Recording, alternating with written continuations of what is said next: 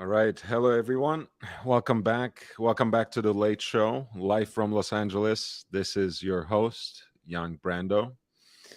We have a lot of new releases to cover, but one of the main uh, reasons, one of the premises of tonight's show is to find the new lucky owner of this watch right here.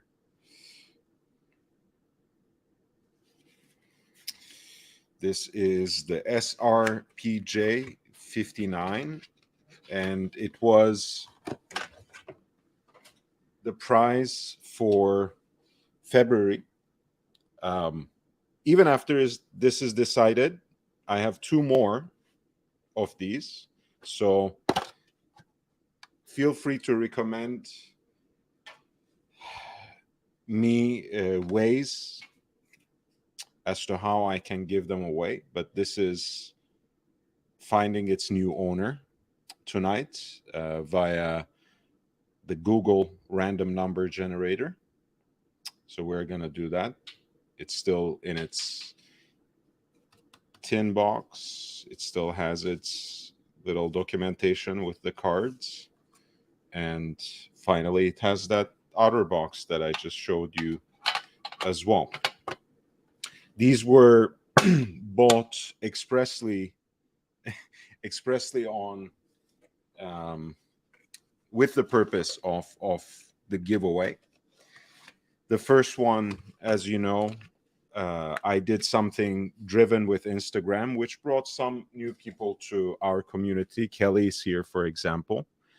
Um, this time, I wanted to give something back to my loyal supporters on YouTube, specifically people who are here day in, day out, contribute to the conversation, contribute with their super chats. So it was the first and last super chat of every show that got entered into the raffle.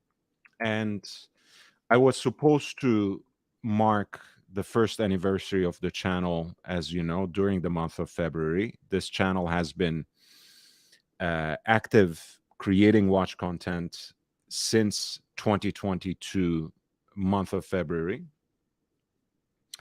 But we were struck at the same week with the devastating news coming from the Middle East, specifically from Syria and Turkey, with the earthquake there, and I decided to do something good with that particular live stream, with that channel anniversary stream, and I actually donated live the entire amount of super chats that came in on that live stream, and again, to give back in one other way. I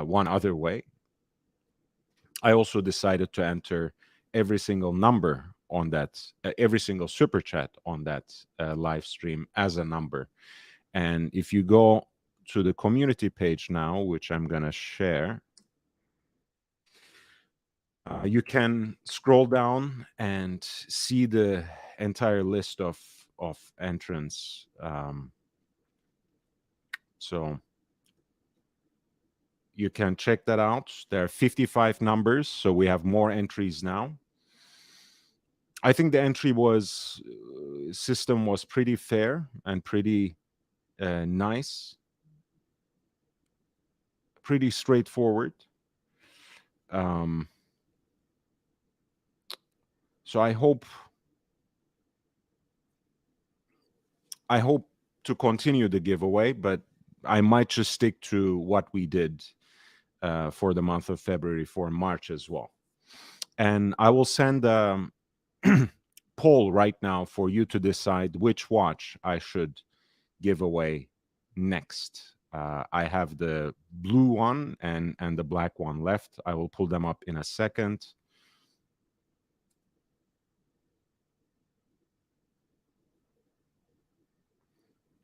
Just give me a little bit of time.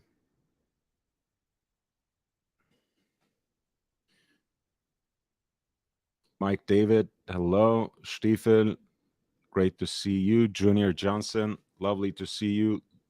Looking very dapper. Did you go on a first date? I did not. I'm off the market currently, happily single. We'll see if there's something. I'll share. I'll share all the intrigue, all the developments.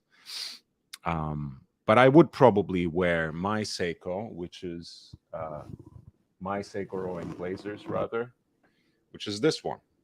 And I have one of these left, and also the regular black dial one that has index markers that look like nautical flags. Let me pull up that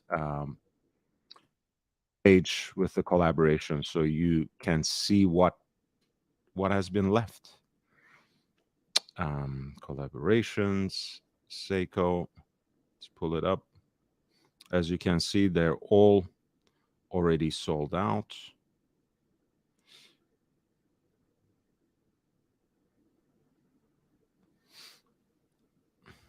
So I've given away the orange for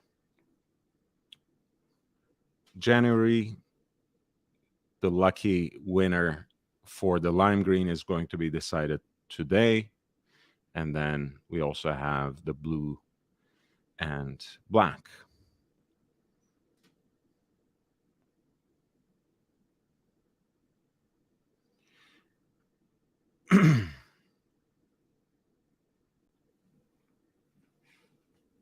All right, so we don't have to waste too much time, but I'm going to wait a little longer.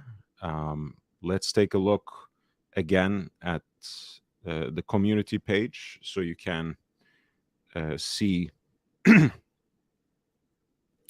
the rules and the entire list of entrants who have their numbers assigned. And as you see, I had noted here the rules for the contest as well, so that there's no confusion.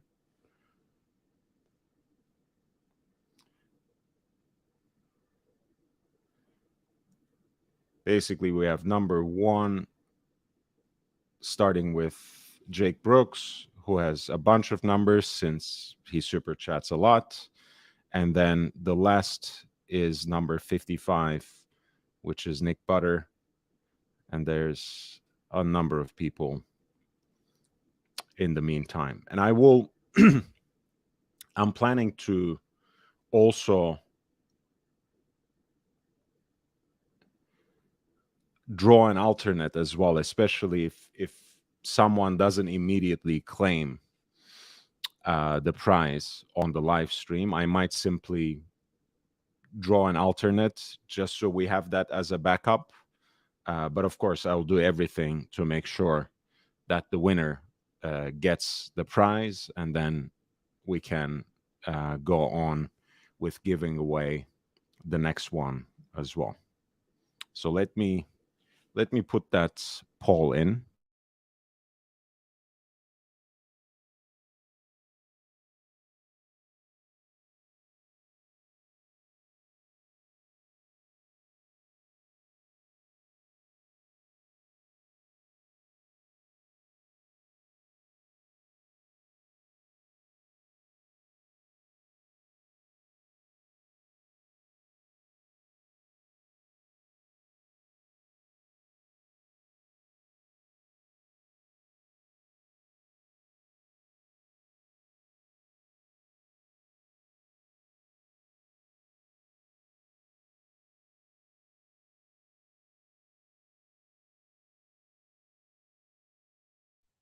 Okay, the poll is there.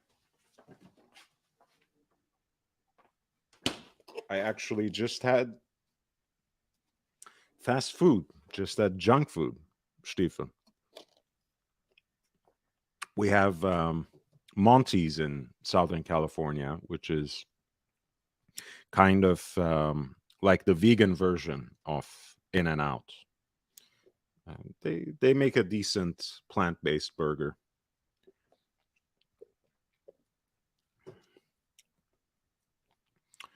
So Today, also, I should talk a little bit about my Patreon, because I just introduced the new tiers. Um, I had mentioned that the $10 per month rate was going away. The 6 people, 4 of whom had explicitly signed up for that, have been grandfathered into the new program, but that $10 per month level is now gone. Instead, there is an inner circle level, which is $25 a month. And it basically has the same deal, which includes a daily update, sharing at least 3 listings of wristwatches, which are targets of opportunity. So they are mostly already great deals. But I've always wanted to expand on the educational, informative aspect of this posting. So from now on, there will also be a regular video digest that breaks down these particular models that I'm proposing, that I am bringing to your attention in the links. I will talk about them historically and horologically, what makes them interesting, what makes them, in fact, a good deal. How can you integrate it into your collection, into your general sense of style?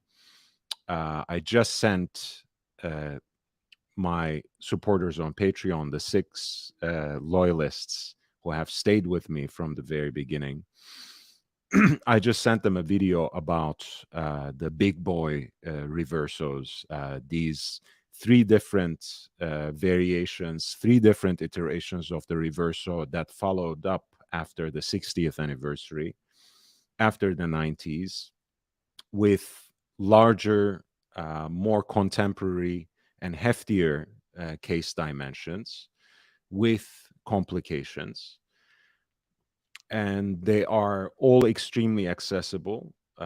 They're all watches that have immense horological legacy and a great wrist presence as well.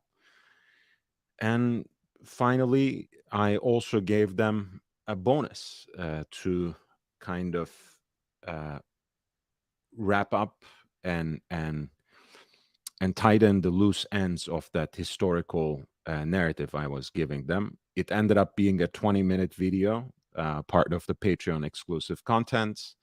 I'm going to try to limit it to 15 minutes, but I also still share the links themselves as well as a message on to this patrons on Patreon.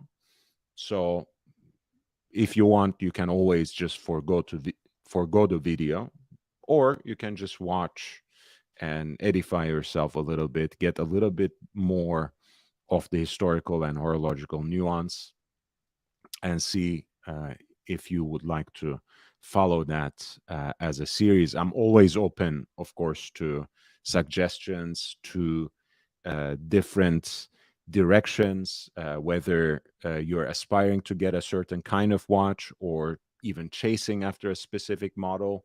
If you share these things with me, especially if you're already signed up in Patreon, that will help me generate the kind of content that would most please you, that would be most appropriate for you. And I actually introduced a discounted version of the professional services that I already offer as a watch consultant. And this will be an exclusive around the clock service where you can access me directly on Patreon, on the Instagram. As long as I'm awake, I will respond to you uh, momentarily, almost immediately. And I would be able to advise you on your next timepiece acquisition, curate an entire watch collection for you from scratch, or help you find a new direction in reconfiguring and expanding your current collection as well. And of course, if if you're a member of this tier, any other watch related question, you can contact me directly and I'll be at your service. And obviously, the VIP tier, which is $100 a month, will include all the benefits that I have listed before, which are the 3 links per day for targets of opportunity, for great deals for watches online. And then the video digest that comes with it.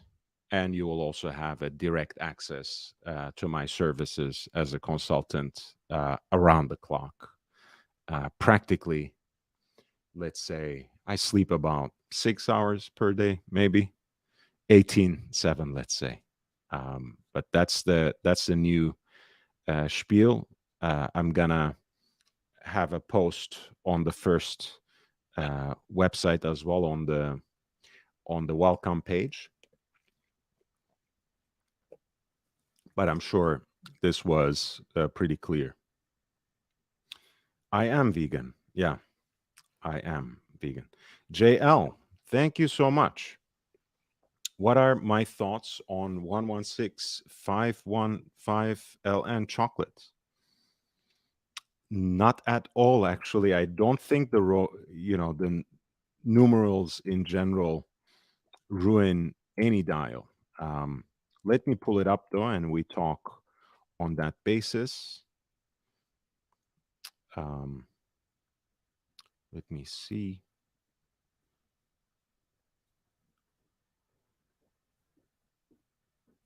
I think you mean the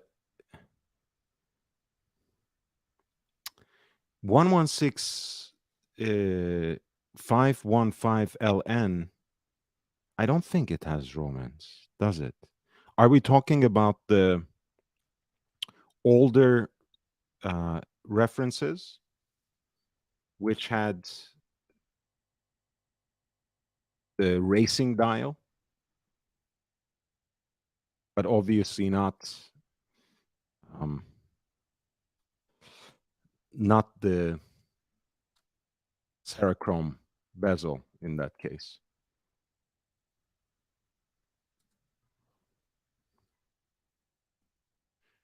Let's see.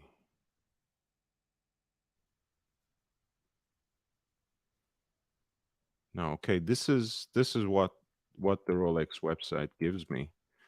JL.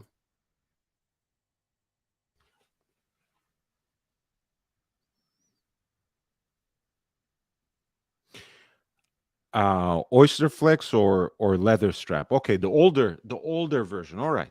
Yeah, I actually love those. Let me see. Leather.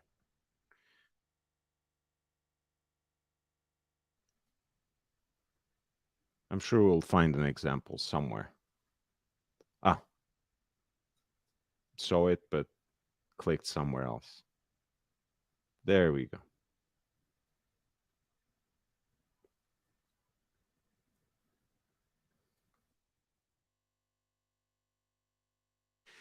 My suggestion is an absolute buy. I actually, they're not called racing dial for no reason. I mean, it's the Arabic numerals, in fact, make things more legible, make things a little more fun. If they were Roman, maybe it would be a little dressier. And I wouldn't mind that either. It's just a different kind of watch. But in either case, I actually have a preference towards Daytonas with the so-called racing dial, which is to say oversized Arabic numerals. Those happen to be actually my favorite genre when it comes to the precious metal Daytonas, and mostly because they also happen to be great dials as well.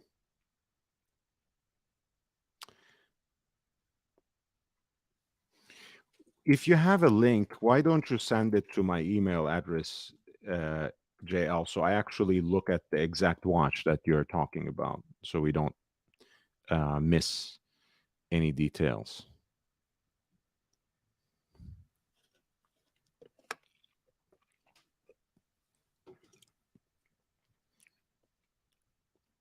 But anything that was offered on the Oyster Flex previously was offered on a leather strap.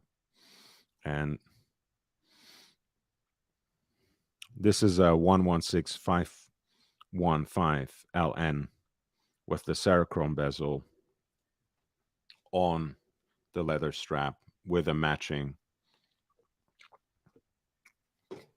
deployant strap, bracelet. I mean, that's the one. Okay, okay, because you wrote Roman numerals, so I got confused a little bit. Thank you for your contribution. Listen, as much as I like the Oyster Flex as an alternative to the full bracelet, as much as I enjoy also just the vibe that it conveys, I think this particular genre of the Daytonas is a missing spot in the Rolex lineup. I so wish that they would bring it back. Not necessarily with the racing dial, even though that's my preference. I think it balances out that leather strap and gives it this sort of old world sporty vibe. I really like it. Um, some of them can be great deals. I mean, I found, especially in the white gold versions, I found great deals on these watches. So if you find it at the right price, and especially if you prefer the leather strap, I would say go for it. Um, to me, they actually enhance the watch, those oversized Arabic numerals. I know that it's an acquired taste. I know it's not the mainstream. And I do want to emphasize that, JL, there's a reason why these are undervalued because most people don't prefer them. So if this is a watch that you have the budget for, but you're of two minds, you don't know if you will get bored of it really quickly and maybe try to get out of it um, not long after. In that case, I would say don't get one with the racing dial because those are, at least for quite some time, those will trend lower than the more recent loomed versions. Um, I think they are a great design. I think they're a great vibe. I really like them on precious metal Daytonas. I like them more than the Roman numerals, honestly, because that heightens the mood a little too much for me. It elevates the slight dressiness, that kind of classic elegance of the piece a little too much for me. Um, a great example of that is the meteorite dial white gold Daytona from the same generation, roughly. I'll show you a picture of it. That watch, for example, would have been so much better with just basic index markers or the the racing dial with oversized Arabic numerals. Right? So in that case, I actually prefer the 116515 that you recommended. I like this dial a little better, even though it may not be meteorite.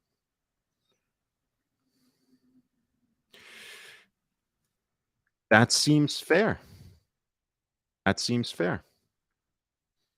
Honestly, especially if that's US dollars. I thought for whatever reason I thought it was Australian quickly. Um, that seems fair because they are not easy to get under 35. You can, but if you can just pay that and you get the full set and no tax, shipping, no additional fees, that seems like a reasonable deal for me at this point in time. Um, I have seen them for much more expensive than that. Don't necessarily be fooled by this price. I think this is terribly unrealistic and excessive. But I easily saw them trade around $40,000, maybe 37. So you find them on under 35 and you are ready to buy. It's not a bad time. It's not a bad time.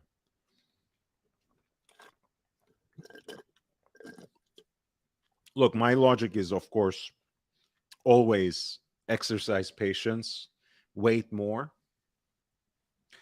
And I get great deals on watches, but sometimes because I waited and waited and haggled and scoured and hemmed and hawed, sometimes I lost on what were otherwise great deals because I was looking for a steal.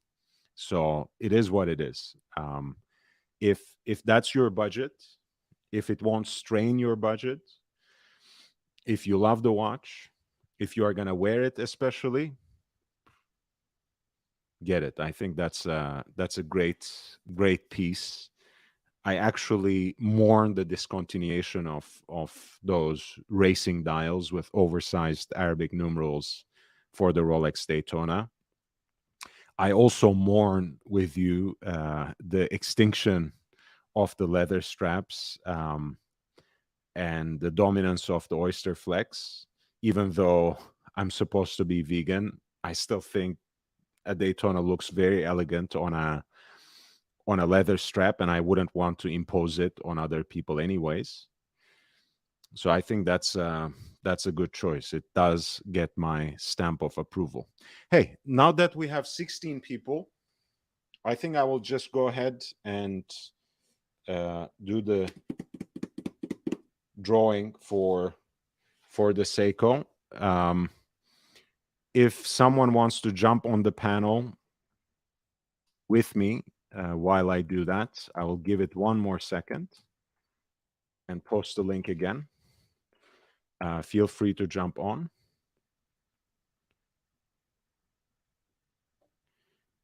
And I will, just so I can show you, we looked at the community page. This is what I will use, the random number generator. Minimum is 1, maximum is 55, and we will get the first pick. And if the winner is already in the audience, and then we don't have to go through choosing alternates and following different routes. I think that would be the best. But if it's not claimed, I will also draw an alternate so that over the next week we can actually try to reach the first winner.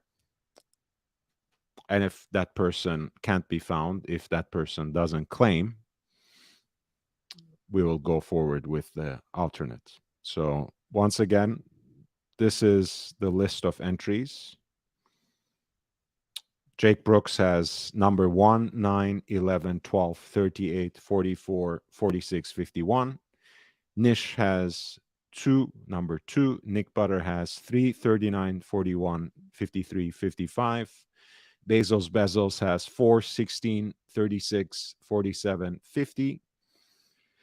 JJ, as in Junior Johnson, has 5, 18, 40, 42, 54. OG Baby Girl has 6 and 33. Bruce G has number 7. Timepiece Esquire has number 8. Hideaki Akaiwa has number 10, 26, 45. John D has number 13. SP from UK has number 14, 17, 20. SP from Australia has number 15. P Cars 1970 has 19. Finchy has number 21. Mike David has number 22. Meech has number 23. Bruce G has number 24 and 37. Ali Reza has number 25, 43, 52. Thomas Burnett has 26, 27, 28. PJ has 29. Captain Subby has number 30. I Love Maldives has number 31. Dumpucht has number 32. Phoenician Cedar has number 34. Shamba Basher has number 35. Time is a Human Construct has number 42. St. Peter has number 43, 48, and John D number 49.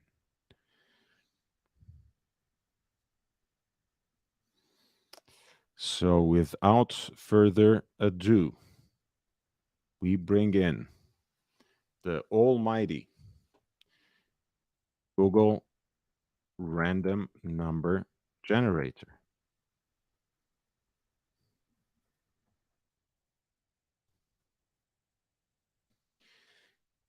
Number 1, 2, 55.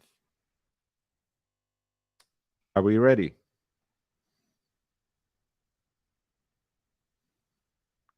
Drum roll.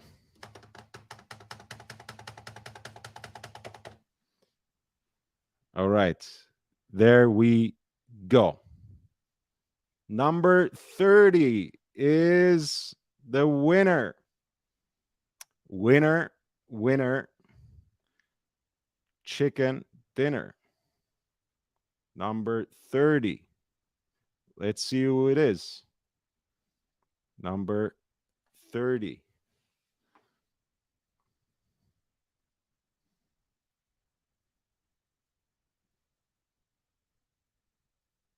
Captain Subby. Captain Subby is our winner. Amazing. I will write to him on Instagram now. Let's see if he can join us. Even if he doesn't, he's easy to locate.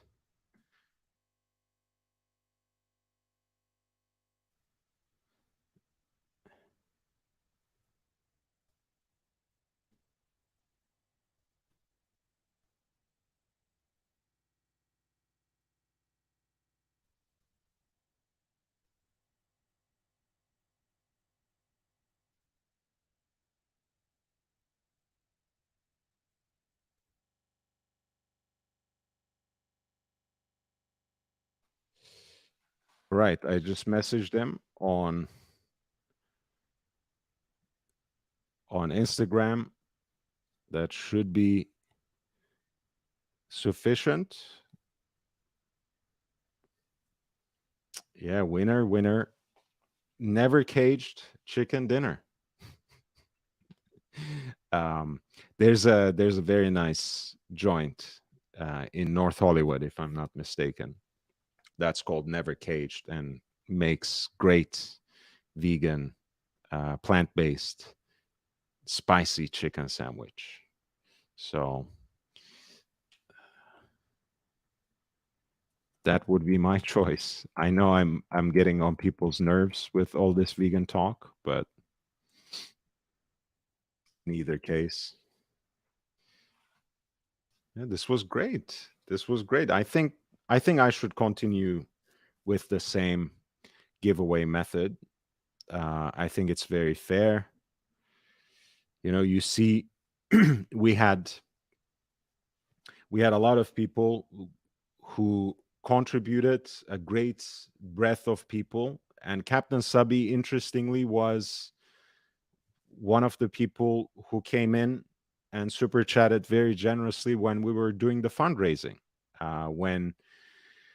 when we were trying to gather some money to send to UNICEF so that they could relay it forward to children in Syria and Turkey. And, you know, karma works in wonderful ways. It makes me really happy. All right, so let's continue with some watch talk. You guys might remember I talked quite a bit about Chrono Tokyo when they came out with their 34 millimeter dress watch range that kind of has this vibe of 1930s, 1940s dress watches, but interpreted with um, slightly contemporary take. They were very unique in being, first of all, this minuscule, this diminutive. There were 80 pieces of each color, which had mismatched but very tastefully um, aligned leather straps as well.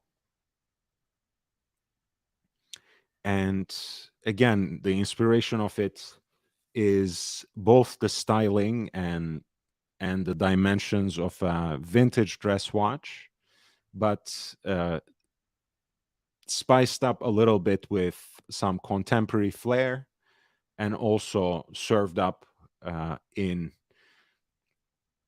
cases that are waterproof and that are a little more shockproof than the average dress watch. And these sold out pretty quickly.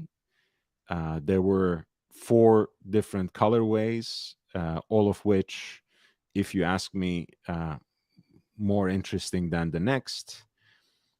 And they had a respectable depth rating of 50 meters, so at least more than splash proof. Maybe not a watch that you would swim with, but it comes on a leather strap anyways, so why would you want to do that? But certainly a watch that's quite elegant and kind of a workforce for the everyday, something that you could wear in and out of the office, in and out of your workplace, and certainly on a couple of occasions beyond that as well. And they were all priced at 150,000 Japanese yen, which came out to around $1,000, 1,080 specifically. They were based on a Miyota movement with a 40-hour power reserve.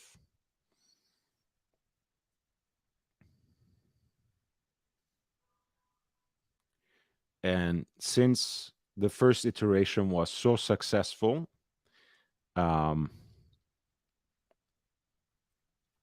Sensei basically decided to reiterate the models now with different designs, and I think dials that are a little more adventurous on one side and a little more sober on the other. The dark mist and smoke are, I think, a little more conservative than the early quartets, and in a way, the midnight and persimmon are a little more adventurous, even though I think the classic vintage inspired outlines of the pieces remain quite solid throughout. So let's take a quick look and a closer look to those. I will start with Midnight, which I think will have a lot of mainstream appeal as well.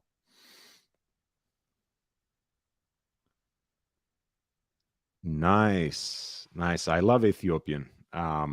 We have a very beautiful community here, and a very nice stretch on Fairfax that is literally called Little Ethiopia, and a lot of nice Ethiopian restaurants and other cuisines from Horn of Africa in Inglewood as well. So LA is a great city for Ethiopian food, for just Habesha culture in general. So it's great. St. Peter says, me, I can't usually get them because my girlfriend is a vegetarian, which pretty much makes me a vegetarian. Good, good. Hey, look, I was almost a vegan when I met someone who was vegan, and that kind of pushed me over. But that was already almost 5 years ago now. Ozzy says, upvote. Sorry, I haven't been around at all. I know you were on some sort of vacation, though, no? it's quite all right. I have been tooting your horn while you were absent, Ozzy. I have plugged your channel quite a bit, and I hope it reflected a little bit in the boost that you may have received in terms of the subscriber count. I hope. Like I predicted, the au pair, but returning to work didn't actually help with time. Yeah, I'm sure also at the beginning, you are easing her in, you are probably helping her adjust in certain ways. So that probably creates extra work for you at this point in time. And thank you for wishing everyone good luck, Ozzy. Thank you for being here.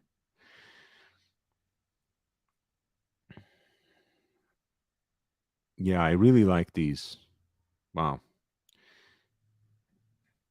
Again, for the two models, he preserved that kind of frosted hour track with the Arabic numerals.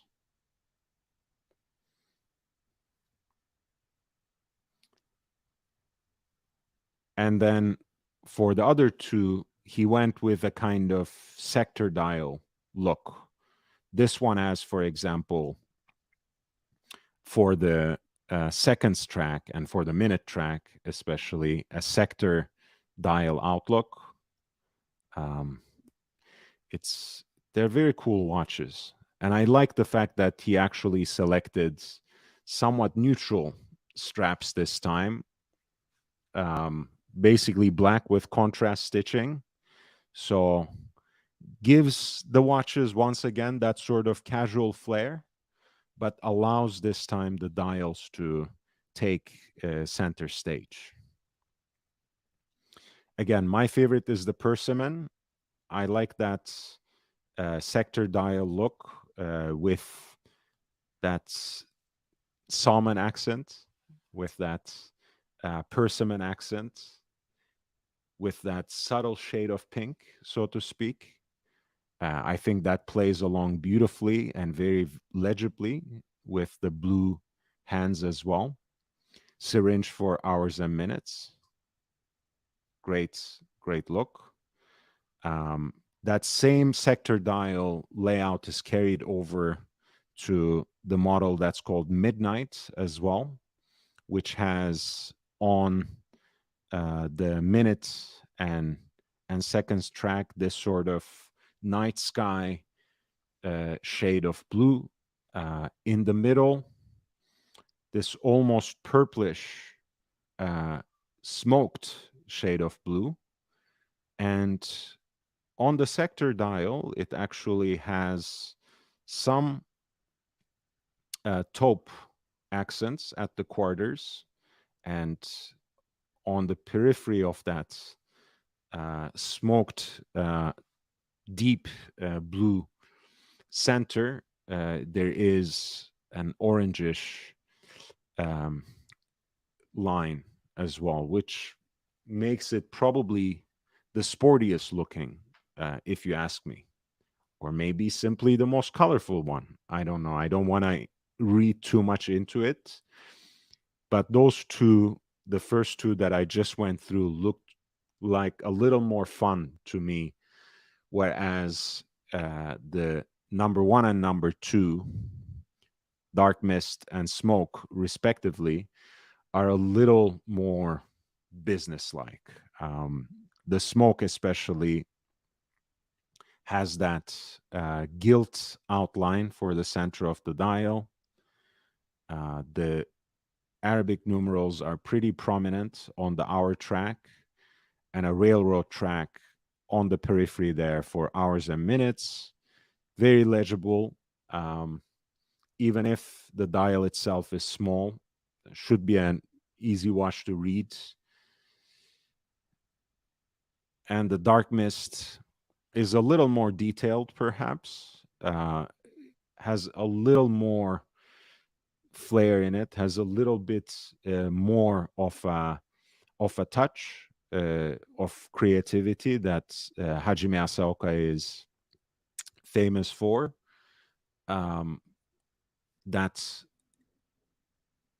mist gray at the center of the dial, the borders of which are drawn with that shade of copper. And again, that off-white hours track for the Arabic numerals. And finally, a railroad track in white over that same shade of mist for the hours and minutes. And the pricing remains the same with the first quartet, John D, 150,000 Japanese yen, which amounts to 1,080. And I think the 165 is basically including VAT. So they will charge you, if you're ordering from abroad, they will charge you 150,000 yen. And then you might accrue on top of that fees and other kinds of taxes and charges at the customs, though that depends on, of course, on a number of different factors. The watch is going for sale this next week on Friday. That corresponds to 2 a.m. on March 10 in London, 2 p.m. on March 10 in London, next week Friday, once again. Next week Friday again in New York, March 10, 9 a.m., which means for us here in New York, here on West Coast, it will be 6 a.m. in March. In Dubai, it will be again March 10 on Friday at 6 p.m. And in Sydney, it will be March 11 on Saturday, 1 a.m. And they ship worldwide to most major destinations, as you can see here. And they are expecting to be able to fulfill the orders from late March, so it won't take too long. There will be 600 pieces, 150 per the dial variant. And once again, the movement is the Miyota 9S5, an automatic movement with 24 jewels. And the watch is very slender, very minimalist, 34 millimeters in case diameter, 18 millimeters in lug width. Oh, the captain responded. Great. Feel free to drop by for a second, Captain. If not, just email me for your address.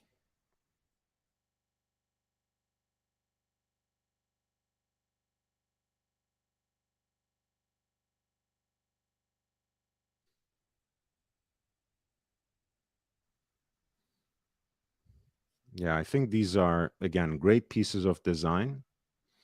Relatively affordable. Again, the price point is not altogether different than the Baltic MR 01, which, to be frank, is more like 650, 700 rather than 1,000. So this is a little more expensive, to be fair. Same thing with LMM 01 by Merci. Those are also around 550, 600, 650. This is a little more expensive. So I like the designs. Again, I wanted to make a point and get one of those 34 millimeters. Pardon me. Last time I didn't act quickly enough. It was 6 a.m. and by the time I got out of the bed, they were already gone. But that's okay. Maybe I will grab one of these this time. If not, still, I'm glad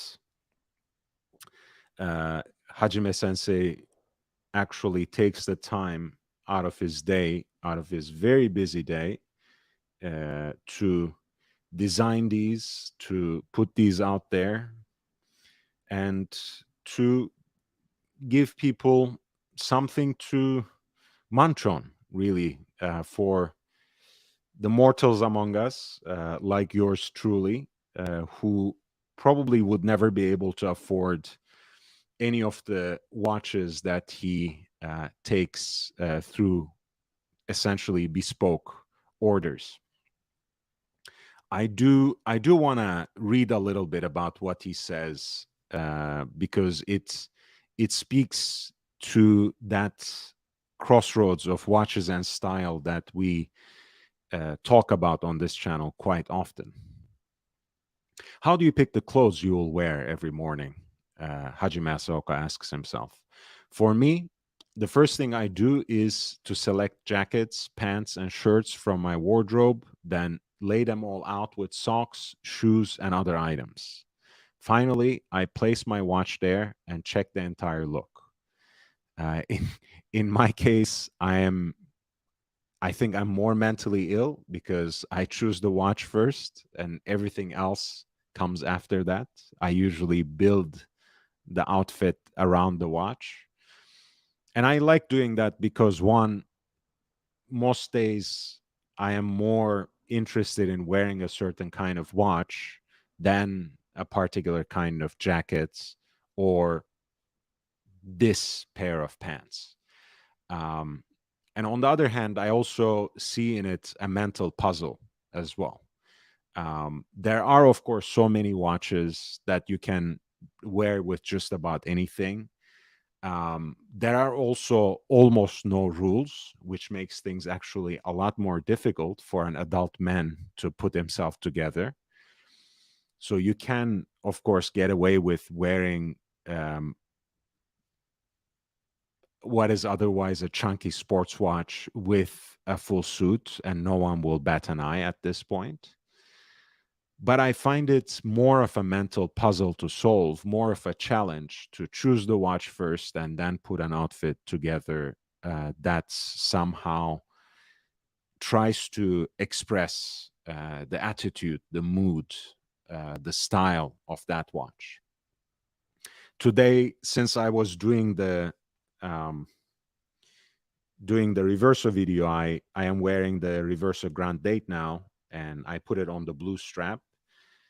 But I actually wore the Tri Compacts earlier, and that has a blue strap too, as you guys know, kind of like a baby blue Alcantara. And I just basically chose my entire outfit on that basis.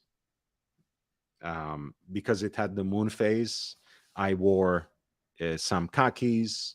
Because it had that particular color of the sky and straps, I chose like a striped Oxford shirt and a cable knit sweater that goes with it.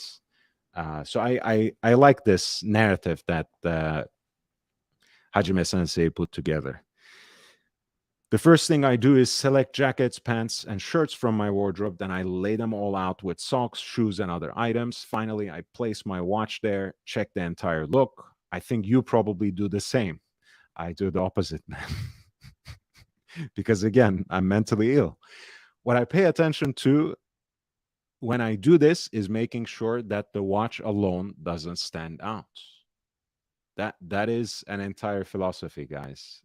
He pays attention to the watch. He takes care to choose the watch, but he wants to choose the watch that doesn't swallow up the entire outfit, right? He chooses the kind of watch that goes with his outfit without taking it over. From this perspective, I find the size of 34 millimeters to be very desirable. I would second that. One of the reasons I love wearing both my Lemania CH27 chronograph and my Universal Genève Tri Compacts is because they are small by modern standards. So when I want to wear something discreet, something that doesn't scream too much but provides an elegant touch to an outfit, I wear the Lemania CH27, which is 34 millimeters or even a little smaller than that, or the Universal Genève Tri-Compacts, which is 37 millimeters. And that's supposed to be the jumbo size for the time period, which is 1944. That's when that model came out on the 50th anniversary of Universal Genève as a manufacturer. Hajime Asaoka asks, but I wonder how many people would agree with that. There's no point in making a watch if it does not sell at all. God bless. God bless.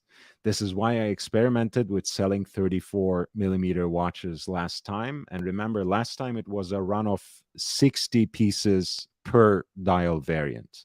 Now he did 150 pieces. So clearly, the experience and the experiment of selling 34 millimeter watches was pretty successful for Hajime Asaoka. And look, this has, of course, changed as people's tastes evolve, as the watch market truly globalized.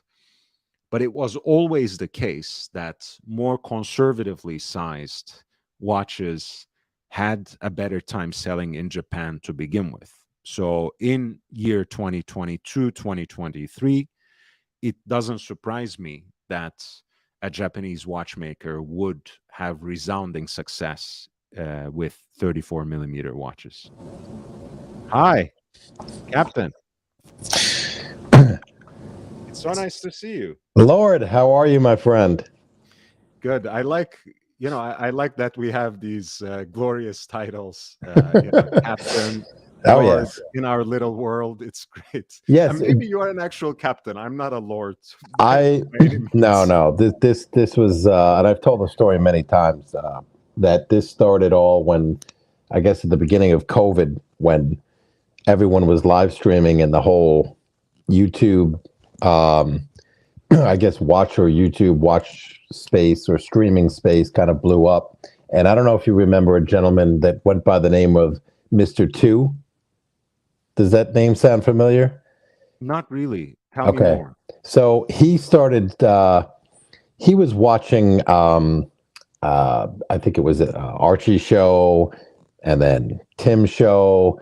And he was always commenting in the background, making kind of funny little skits.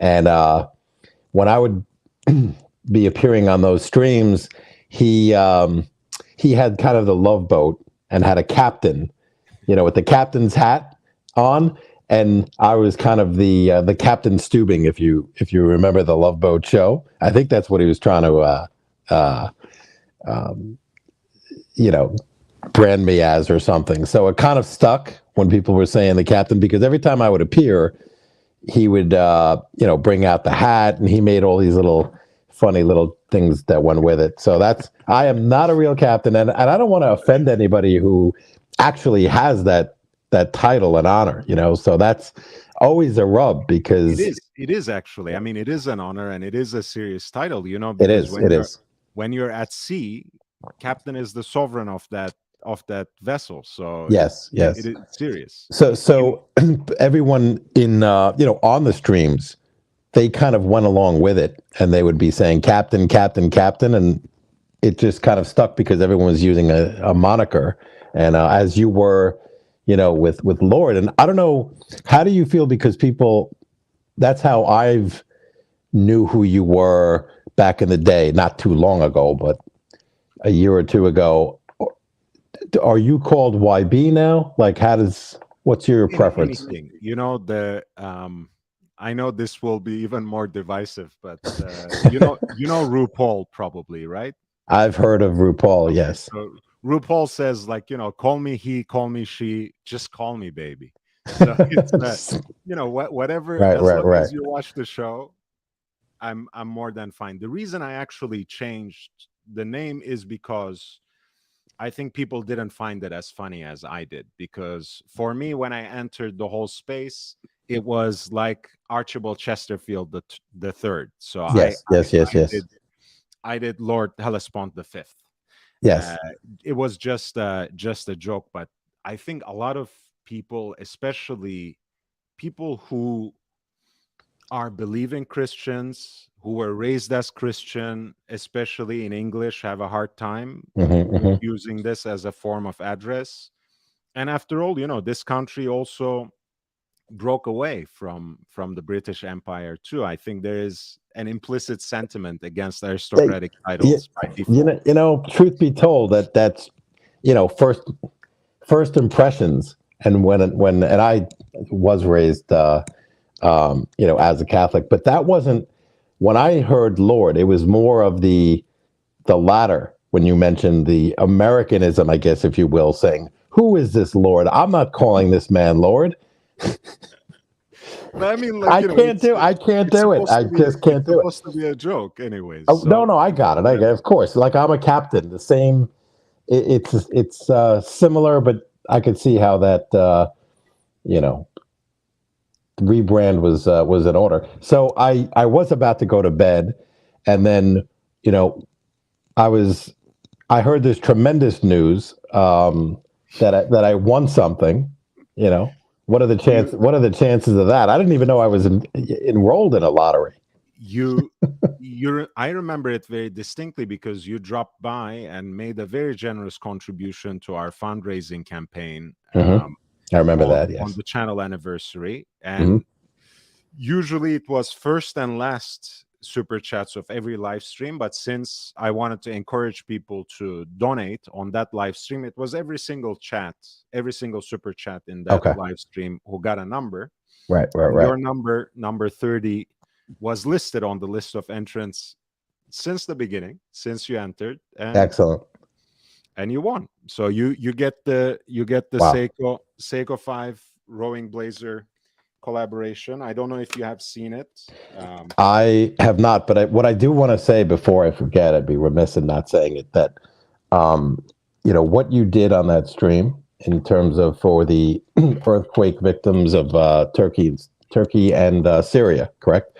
Yeah. Was very impressive, because I I see so little of that in maybe the smaller world of streaming that I've been exposed to. Now, charitable work, of course, um, beyond the echo chamber of the streaming world is prevalent, and in the watch world, and a lot of these brands and companies and um, charitable foundations, etc.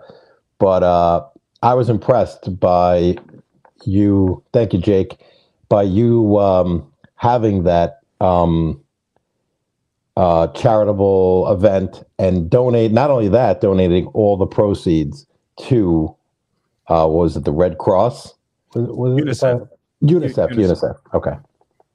So kudos to you. Hats off to you. And look, I'm fortunate to win. I'm happy about that. But at the end of the day, the victims, you know, Are uh, what? wow, beautiful. So you send me your address or mailbox, whatever it is, and I'll ship it pronto, so you can start enjoying it and Okay. post some shots and share with us, hopefully. Oh, absolutely.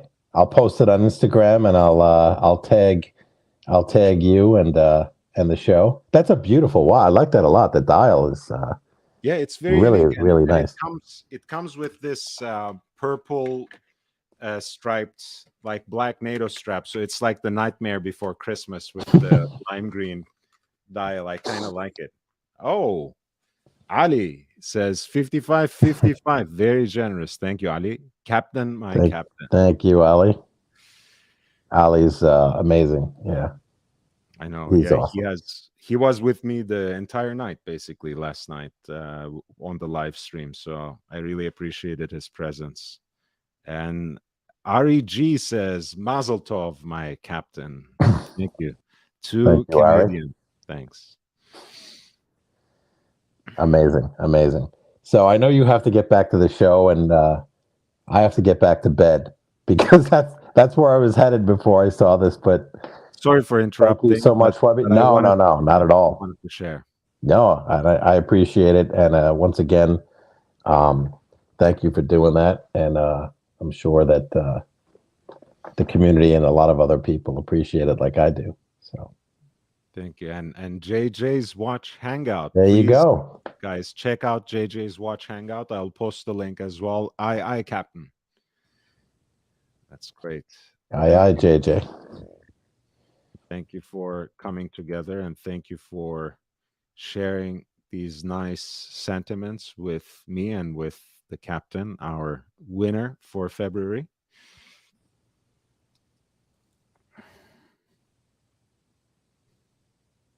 All right. So I know you were speaking with or speaking about Corono watches. Yes. Beautiful design from that brand.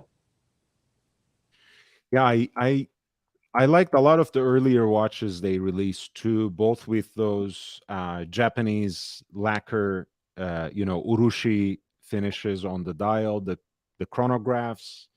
But these 34 millimeter designs hit a particular spot in the market that almost doesn't exist, practically doesn't exist. I know you have, it's not really a category that you're looking after. We had these conversations, even when we were talking about reduced size Royal Oaks, for example, which at 36 they were perhaps more like a 38, for a simple round case.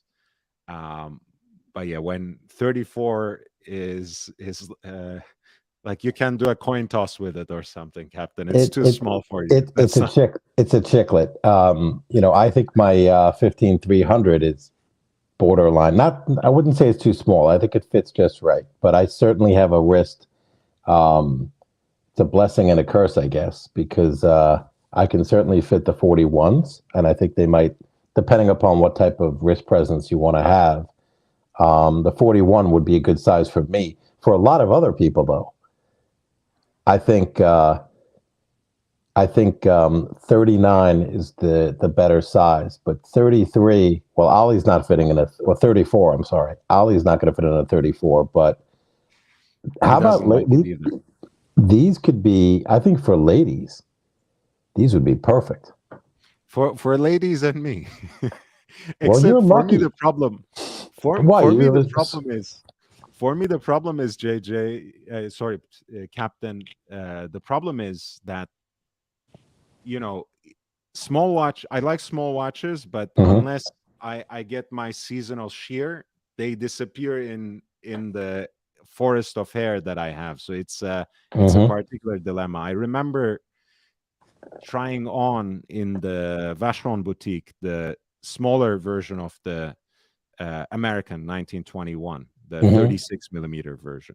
Oh, beautiful! Yeah, that was so small, and it simply disappeared.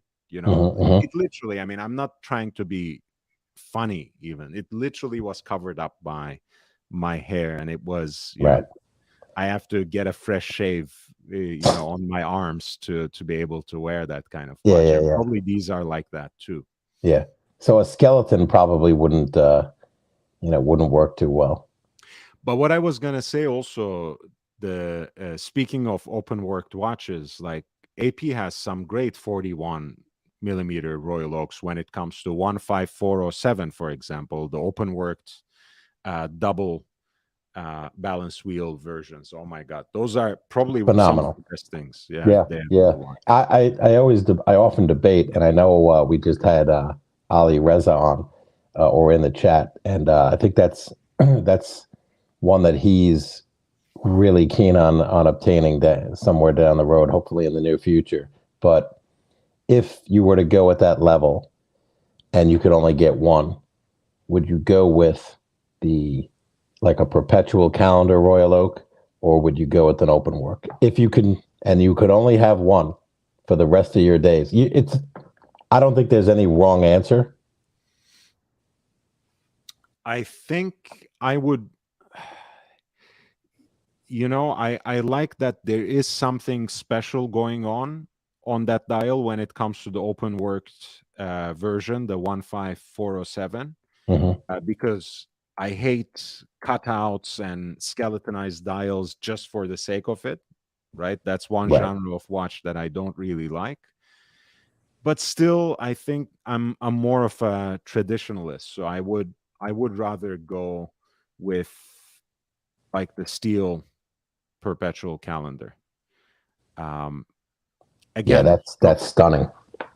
from the current lineup, I mean, I think I would be even more happy with the smaller versions, with the 39 millimeter versions of this. Hmm. Hmm. But I think it's just an extremely balanced dial. The moon phase fits right in my opinion, in that on that classic tapisserie night blue piece. Hmm. Um, the modern thing, of course, also has the weekly calendar on the reho, so you get everything. All the indicators you would want from a perpetual calendar is there. That's truly a watch for the rest of your days, and it's right there at six figures as well, low six figures. So it's quite a bit um, of cash, but It is. It is. If they removed the zero, that would be really fantastic. But right. that's not the world. That's not the world we live in. But no, it's an interesting one. I think I agree. I tend to agree with you though. When it all comes down to it, I want that more traditional perpetual calendar. And the moon phase, and I'm not always a moon phase fan, but I'm kind of gravitating towards them. It just looks amazing on that dial. So, I used to have very strong feelings against the moon phase, because I was stuck on the idea. Well, what's the utility? We don't follow the lunar calendar anymore. And then I suddenly realize it's just romanticism. It harkens back to those days where looking at the moon and the stars was actually a way of telling time. And mm, it actually fits beautifully on the face of a mechanical watch, because the mechanical watch itself is really a vestige of a bygone time. We don't need these things. They are a luxury. They have the timekeeping function, but they're aesthetic objects. So it's beautifully done in this case. So I'm happy to have a moon phase on a watch. yes. Aiden Valento says that's it's cap. Well, I mean, in today's lingo, that means something else as well. So let's call him by his full name, Captain. He's not capping. He's speaking pure truth. I try telling it like it is. Yeah. Although No, no, again, no spin zone. That's my new favorite phrase. This is a no spin zone. I did try on that Philips auction preview in December, the open wear. Amazing. I mean, Oh, it's a beautiful. wow.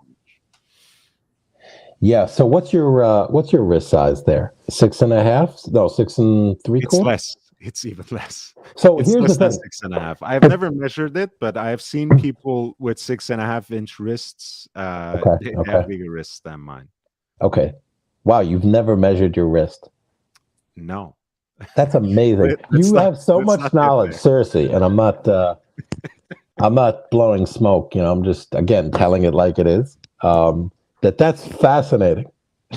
You know everything, not everything, but a lot about a lot of different brands or different watches, history, et cetera, et cetera, et cetera. Right? I'm going to stop with the flowery words, but to not, it's amazing to me. So I figured the thing that you would think, you'd know, oh, it's 6.5. It's meaningless. It's like, it's okay. So, but Because for this, you know why. I mean, I'm not gonna go too philosophical about it, but it's mhm, actually pretty practical for me, yeah, because when I seek a watch, even if it's just a fleeting interest or attraction, hmm I go out of my way to You find put it it and on the wrist. actually try it on, because Right. I know with the shapes, with the contours, uh, it is really just a number. So I need to see how it fits and how it feels on my wrist. Otherwise, it's meaningless. Well, you have, I'll tell you this, with folks that tend to have smaller wrists, the advantage is that, now this could change with the over time, with the trends of the day, but the price point of those watches in the secondary market, oh my God, look at this, I'm like, see, he's got are Cap on lower. there. He's got Cap on there, and he forgets me in the back room for like 7 minutes. No, it wasn't that long. Come on. I'm sorry though. I didn't want to make you wait. Just the point about smaller watches is the price point on the pre-owned secondary markets are lower. So I tell people, you're lucky. That's a good problem to have, because you could I don't know, I mean, relatively affordable or whatnot, but you could obtain a lot of really beautiful, interesting watches and complicated watches St. Peter at says a lower price. for men, the average wrist size is 6.5 to 7.2 inches, while the average wrist size for women is 5.7 to 6.2, which makes me an average woman. St. Peter, you make me feel So like Cap's a a champion, natural. because I don't know how Cap told the story, but what actually happened was we saw that he won, and we started just lighting up his phone and got him out of bed. Okay, I also sent him a message on Instagram, but I got that too. No, I got the Instagram messages. Well, that put it over the top when I saw the Instagram. This, by the way, is a nice shot from this 50th anniversary Royal Oak book that just came out with Elle Macpherson and her son wearing 2 Royal Oaks, and it's actually her first husband, well, ex-partner, and in either case, who took the photograph. So it's a nice family story. Apparently, the young gentleman had already inherited a jumbo from his father, but he is wearing that 15407 open worked version in steel, and she is wearing over the cuff of her shirt very unique limited edition Royal Oak chronograph, the 26239, which is the frosted white gold with the light gray tapestry dial. So 2 watches I can't get. You weren't looking for the frosted, though, I don't think. Dude, at this point, they call me up for like anything. I'll be like, "Thank you for calling." The only thing frosted that I'm buying Mr. Wonderful is Frosted Flakes. All right, boys. I'm going to get going because I do have a long day tomorrow. So do I. 4 days out tomorrow. So this is going to be my exit as well, YB. But I'll be back next week, young Brando. But I've got a chaperone a field trip for my daughter, so for 4 days I'll be gone. But I'll be back. Yeah, right, I have an early meeting. I'll pop on another time for sure, and continue with the festivities. He's just fucking with me now. He's got the Audemars page up, like all the watches I can't get. So I know this would be a fun little stream. All right, boys. Take care. Take it easy. Good night. Yeah. Thanks, young Brando. Thanks, everybody. Thank you, Cap. All right. Wow, that was great. I'm so glad that everyone came in to celebrate, and that the captain was here, Ali Raza was here. Yeah, look, I mean, I can barely get into the Audemars Piguet boutique, so it's quite all right. It's quite all right. I think Ali is doing very well for himself. But going back to these very conservatively and even diminutively sized dress watches that run on a self-winding Miyota movement or Miyota movement with 40-hour power reserve. Hajime Asaoka is releasing another 4 of them, another quartet, and they will be open for pre-orders in about 9 days, mostly on May 3rd, but they practically have all the information on this page, of which the link I dropped into the chat. But this is what it is. And this is the pricing, 150,000 in Japanese yen, which amounts to 1,080 in US dollars. My favorite is absolutely the number 4 persimmon, the sector dial with a salmon tinged hour track. I really do love this. I want to also share some of the other releases of the last few days. There's a very interesting Hanhart piece, Pioneer Flieger 1 in night blue, a limited edition.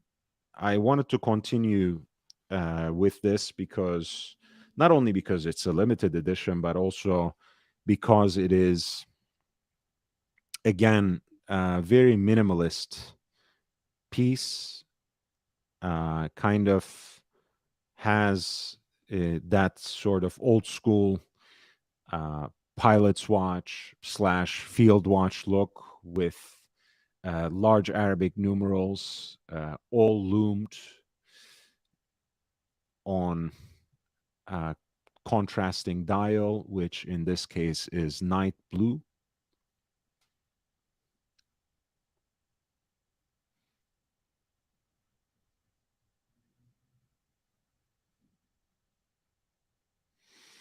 And in this particular edition, the date window is actually eliminated, so it gives the watch an even purer look, a more uninterrupted and balanced look on the dial.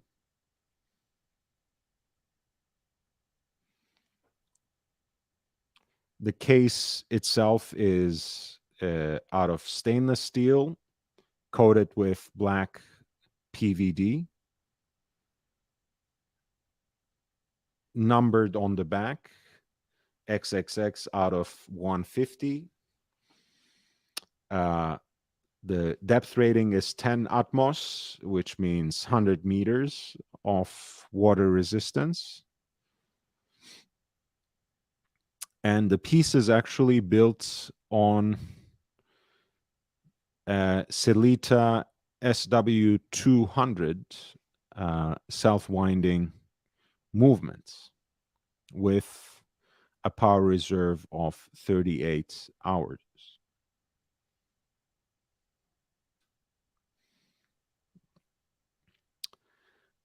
The Nubuck calfskin leather band matches that night blue shade of the dial and also picks up those red accents from the tip of the second sand, as well as that fluted bezel.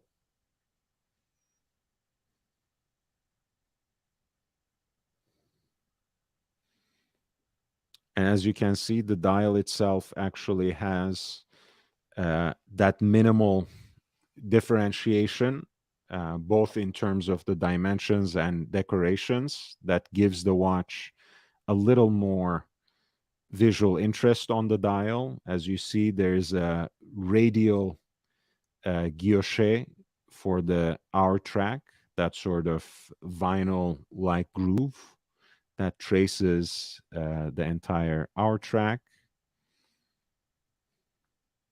And the watch is strictly limited to 150 pieces I have no clue, by the way, why I opened the German version, but I'm enjoying this. Um, I have a never-ending love for the German language.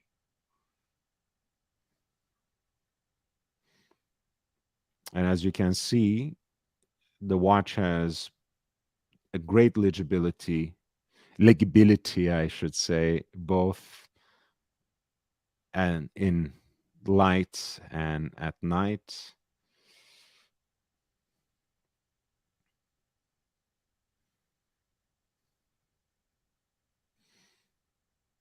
And this is actually a bidirectional bezel. So that red mark is not purely decorational, just so you know. It can be used in a number of ways, and it's a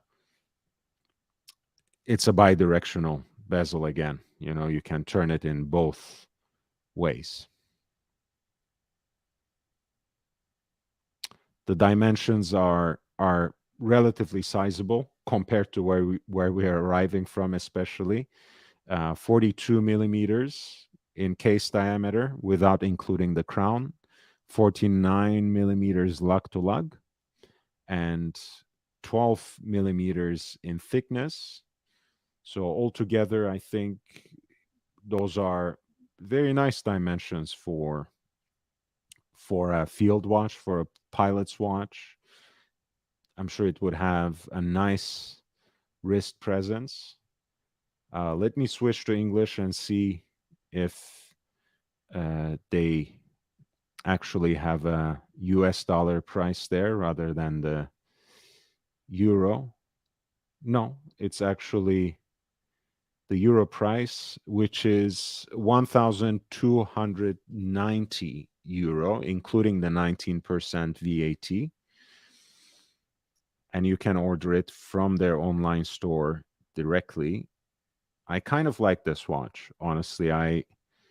Again, we were just talking about the blue dial phenomenon last night, Ali and I. And honestly,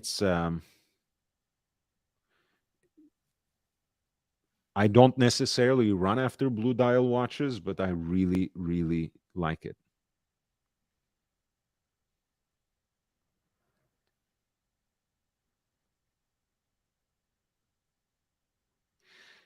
By the way, John D was saying about Chrono Tokyo, $1,000 is a little pricey for the small case, low water resistance that was 50 meters for the Chrono Tokyo 34 millimeter and Mayota movement.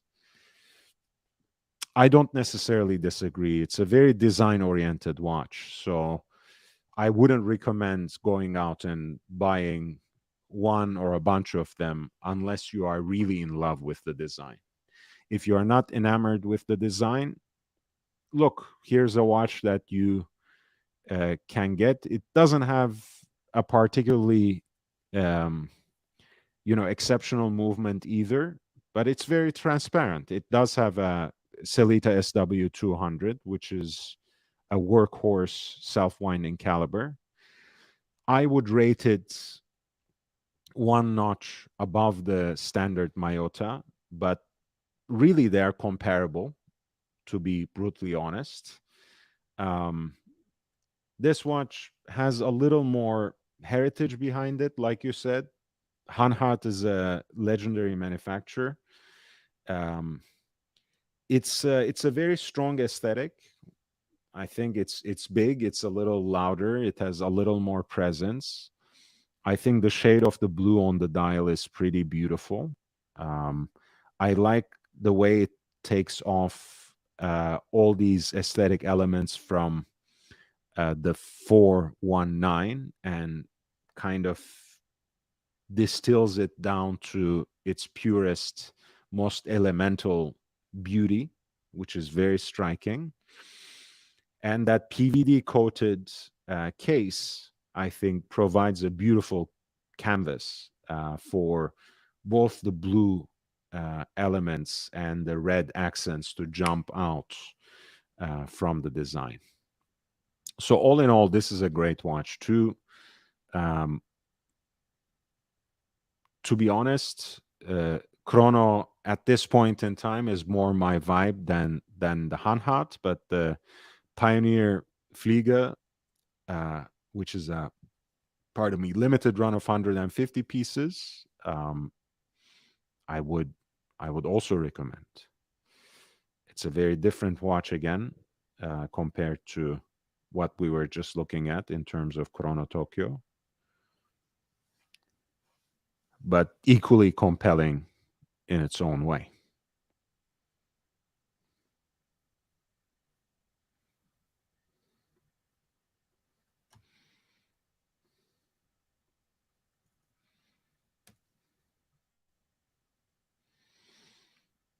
So that's the new Hanhat release, Pioneer Flieger One Night Blue, limited edition of 150 pieces. Black PVD coated 42 millimeter stainless steel case that's 12 millimeter thick with a bi-directional rotating bezel. Great pilot's watch, field watch aesthetic that has this sort of contemporary touch in the night blue dial and blacked out case. Nice red accents as well from a heritage brand. I think this is a decent deal too at 1,290 in euro, including the VAT. Seems to be an okay price. You know, again, the watch is a Celita movement SW200 with 38 hours power reserve, which is nothing to write home about, but it's also nothing too devastating either. Let me see what I have next on the docket. Okay, I have a new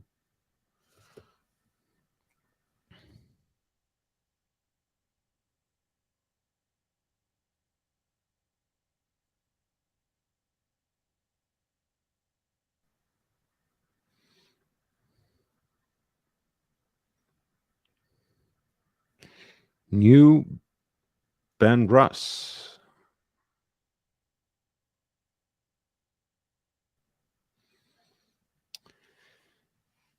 It's an Orbit robot, tonneau case shape for the diver that has a kind of smoked taupe finish with more or less beige starburst or sunburst pattern emanating from the center of the dial with a smoked finish on the periphery.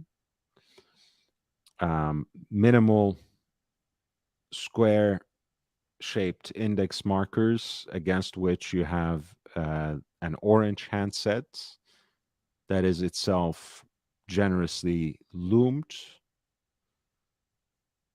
And you, of course, have an entirely graduated 60 minutes bezel, a stainless steel case that matches the bracelet as well. 41 millimeters of a case diameter, a screw down crown, a proper dive watch, 13 millimeter of a case thickness, 43 lug to lug, so actually quite wearable, even if it might seem large at 41.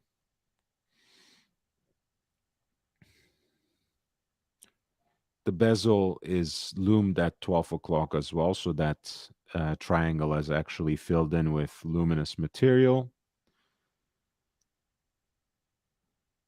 20 millimeter lug width, so the watch will probably stereotypically will be called a strap monster, where you can put it on just about anything, because 20 millimeter is the easiest lug width to accommodate when it comes to leather straps, leather alternatives, suede alternatives, NATO straps, two-piece, canvas, nylon, whatever you want.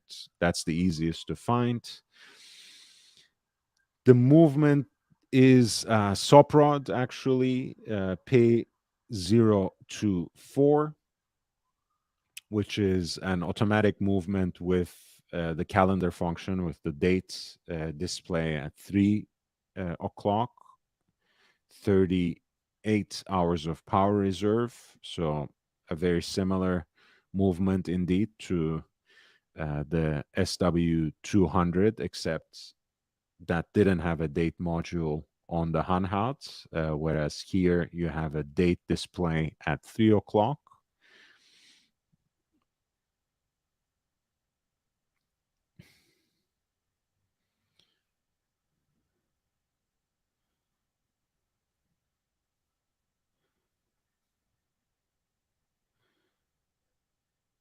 And apparently it's packaged in custom waterproof clamshell travel watch case. I hope they have a picture of that, because this looks very interesting.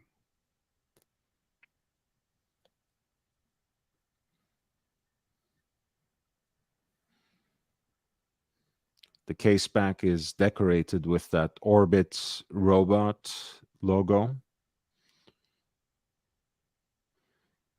featuring the classic UFO cushion case in stainless steel with a vibrant fume dial, along with orange and white hands. The new Benrus Orbit robot is a funky yet fashionable Swiss-made dive timepiece, and it's a 20 Atmos depth rating. So with the screw-down crown and that diver case, it actually amounts to a 200-meter water resistance.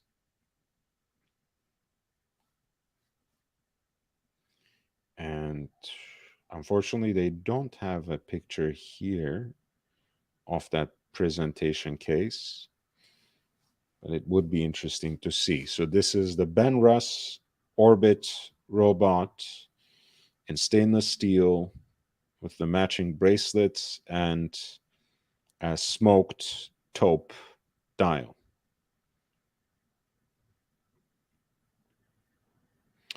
The price is right under $1,000, specifically $995. So we were in fact dealing with a very similar price range for these last three pieces.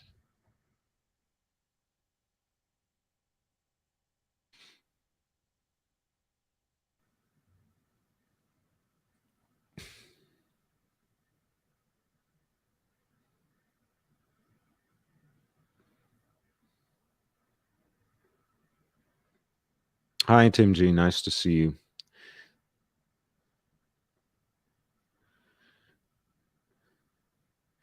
John D says, I like Benrus, but its revival is still questionable.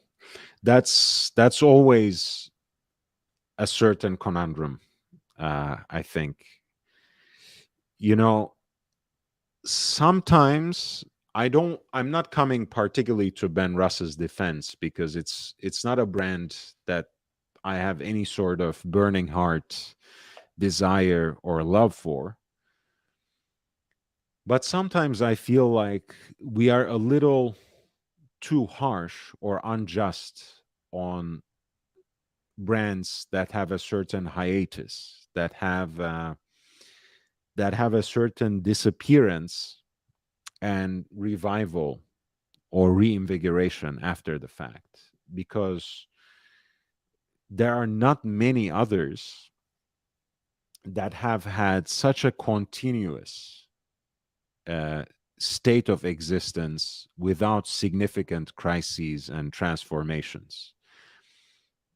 I mean, I understand, again, you know, Patek is not necessarily my favorite brands, but it has stayed in the same family for almost a century now, since early 30s until today. It's the famous Sternfrère, the famous dial manufacturers that have been behind the Patek Philippe Geneva machinery. Rolex, until the end of Patrick Heiniger's reign, was basically led by three men, one of which, part of which was a father-son couple. So it was Hans Wilsdorf, it was André Heiniger, and then it was Patrick Heiniger. So, and since then it had two more CEOs, if I'm not mistaken.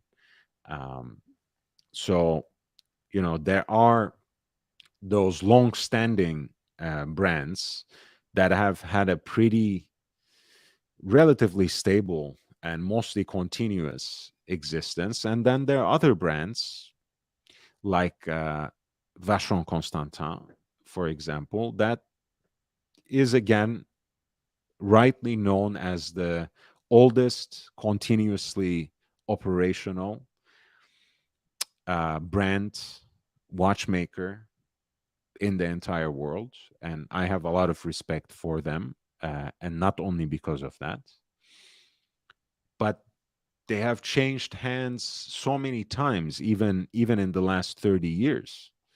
So for us to recognize Vacheron Constantin as a continuously existing brand and give them credit for that, and kick everyone else like Lange, like Ben Russ, like so many others, because their existence has been interrupted, I sometimes feel is unfair, but it might be just me.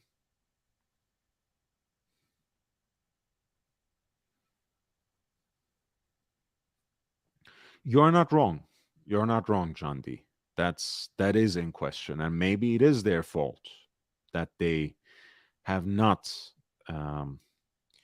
actually been able to convince the fans of the brand that they provide that sought after continuity.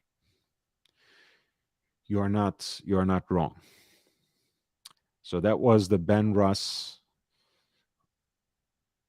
Orbit robot, the UFO shaped, or you can simply call it a tonneau shaped diver watch in stainless steel with matching bracelets and a smoked taupe dial that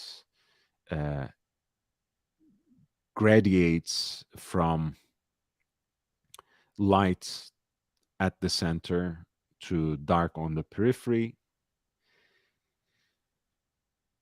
and has a 20 Atmos 200 meter of water resistance, of depth rating. Hamilton apparently added a bunch of references to their Jazzmaster range, and I believe the chronograph will have a lot of fans. So let's start with that. They're currently in the pre-order stage.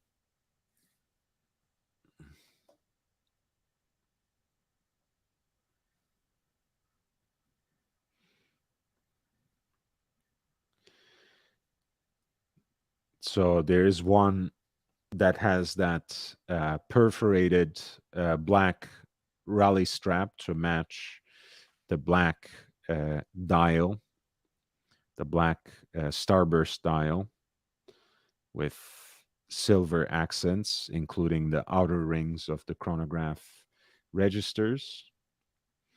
This is a 42 millimeter stainless steel case, and it's powered actually by an H31 self-winding chronograph movement, which is simply a rose by another name. That is to say, this is Hamilton's version of the Valjoux 7750. Running seconds at 9 o'clock, a 30-minute totalizer at 3 o'clock, a 12-hour counter at 6, and with a date indicator lodged right between 4 and 5.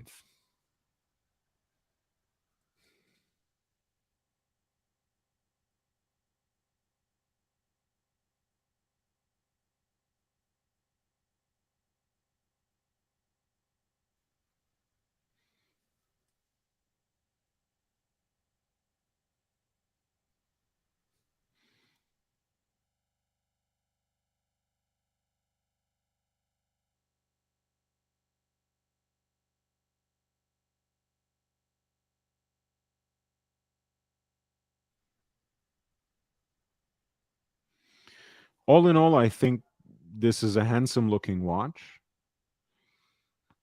It looks even nicer in this sunburst navy dial finish.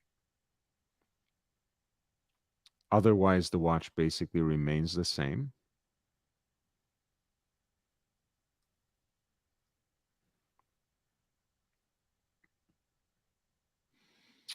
I don't think the black one has a ceramic bezel, but please correct me if I'm wrong. This one is just a stainless steel bezel that matches the material of the case, but is finished in this radial brushing. That's the tachometer. And the dial is more or less entirely in that sunburst blue that is echoed by the perforated racing style leather strap. And you have these elliptical kind of oblong shaped pushers for start, stop, and resets. Overall, I think these are very attractive watches. Not a horrible price point either for a Valjoux 7750, 7753 in this case, if I'm not mistaken, based on the layout. It's not a bad price for that kind of chronograph. I think that's what Swatch Group sells chronographs at that entry level. Remember, the Tissot PRX also has a chronograph, and that's listed around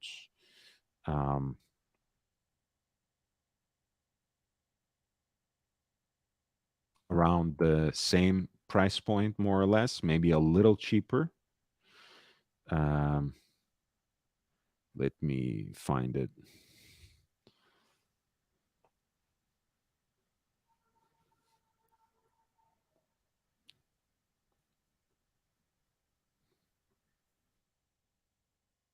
Has the same movement basically. Also a 7750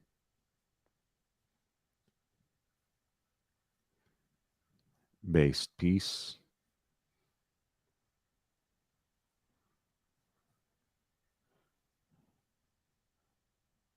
That will be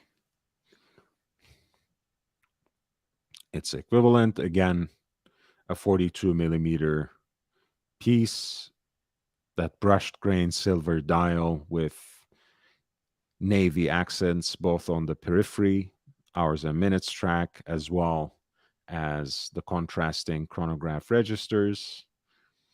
And this piece is 1825, whereas Hamilton's chronograph, which is based on the same 7753 Valjoux base, the H31 south winding chronograph movement, is just a little more expensive at 2195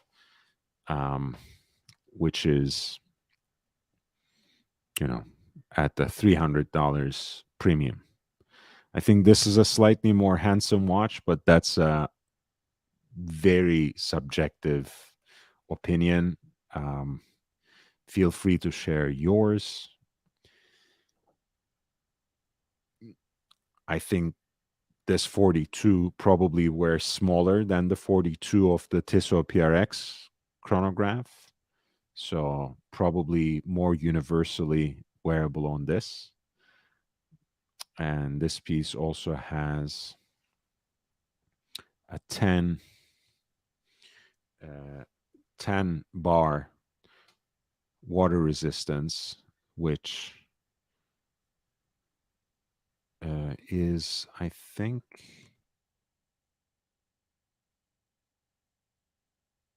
which is replicated in Tissot PRX's case, I want to say. Yes, the Tissot PRX is also water resistant up to 100 meters.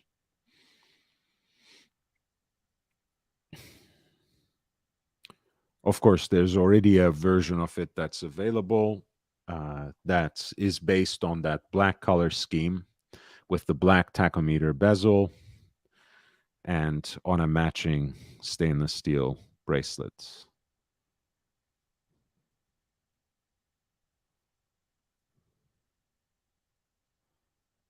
And that's just $50 more.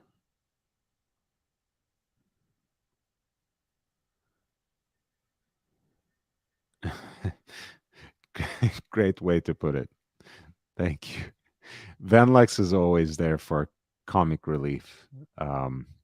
Since I can't do it, I'm glad he takes care of it for me.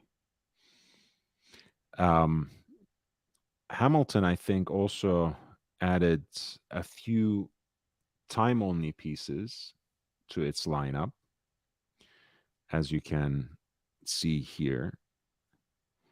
The Performer Auto, which is basically its simple three-hander. In this case, you have a time-only watch, either in that pure stainless steel case that is matched once again with a perforated racing style dial. The matching bezel here is basically marked up to 60, for seconds and minutes, of course. You have the same starburst blue dial that echoes with that racing style strap.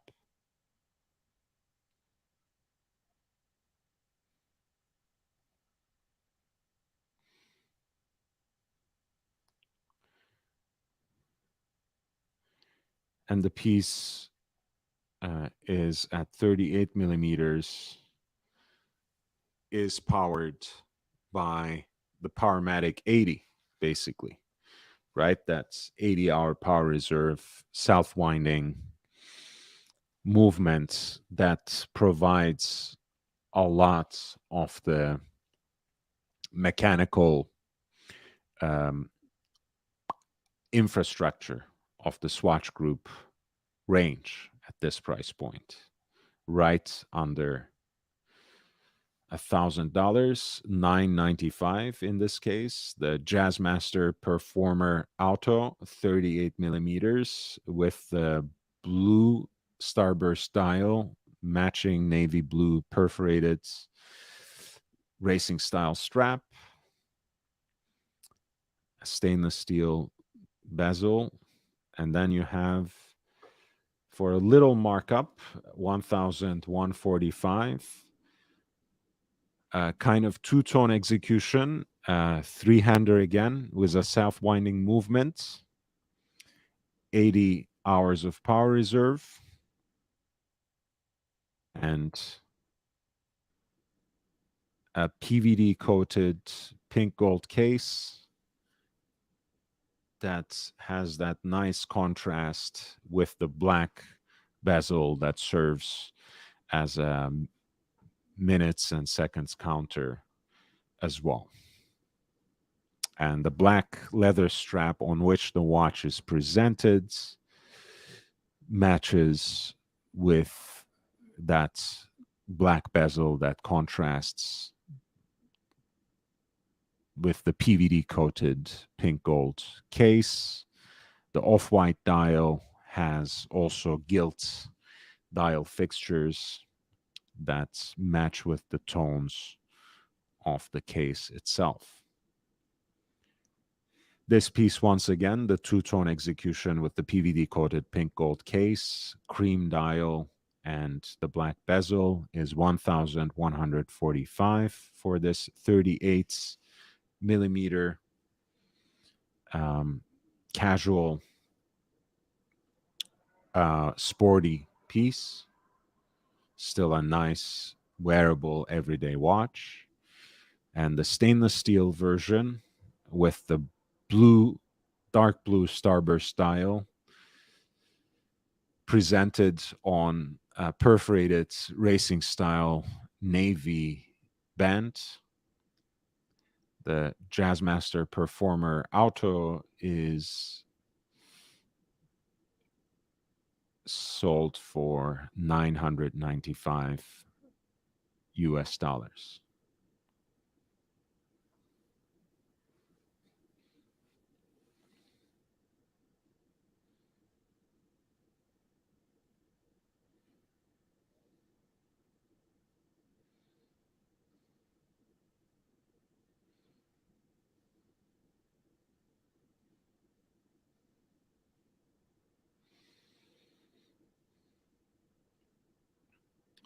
I think you have the 34 millimeter versions of it as well, which are sold again for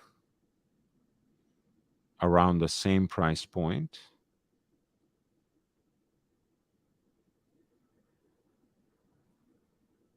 $995 for this blue starburst dial.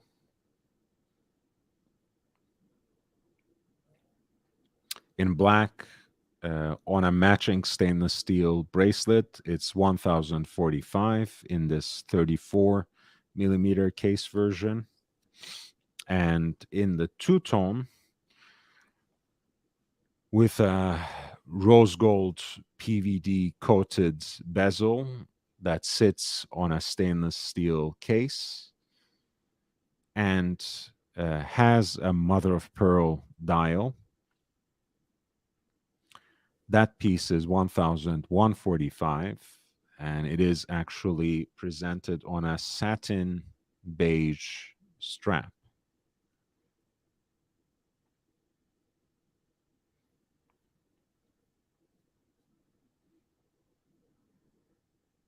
This one is 1145. The 34 with the matching strap, matching bracelet is 1,045. On the perforated racing style strap is 995, and that is the range for the 34 millimeter version of the Jazzmaster Performer Auto.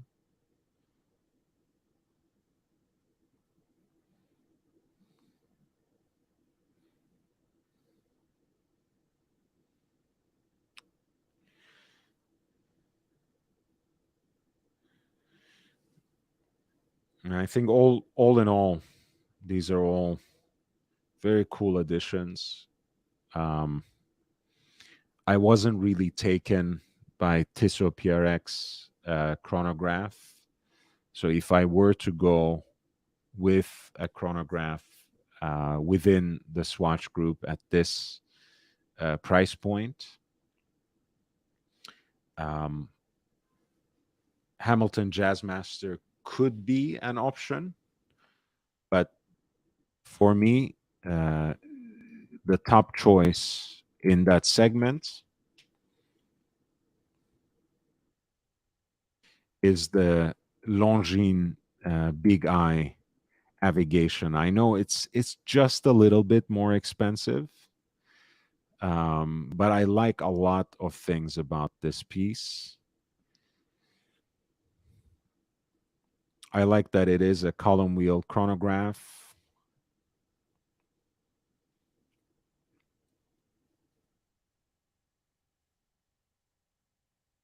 The L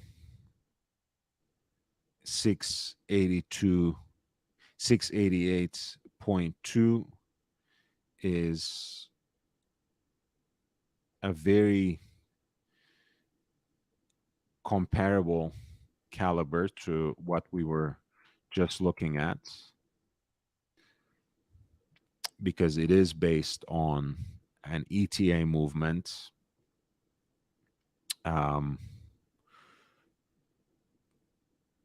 which is basically a version of that same movement, same Valjoux 7750, 7753 lineage, but a column wheel iteration of it.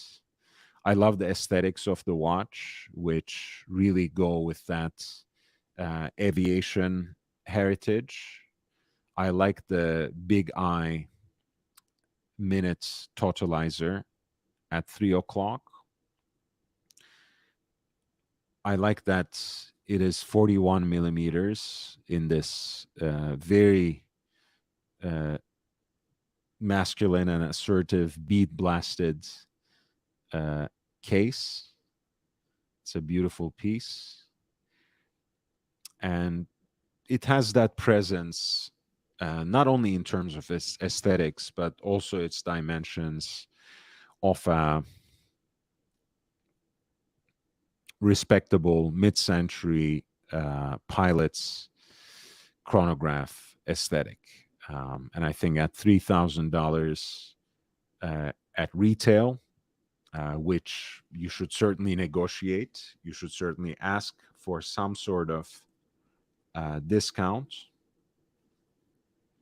This would be my grab around that range for the Swatch Group chronographs.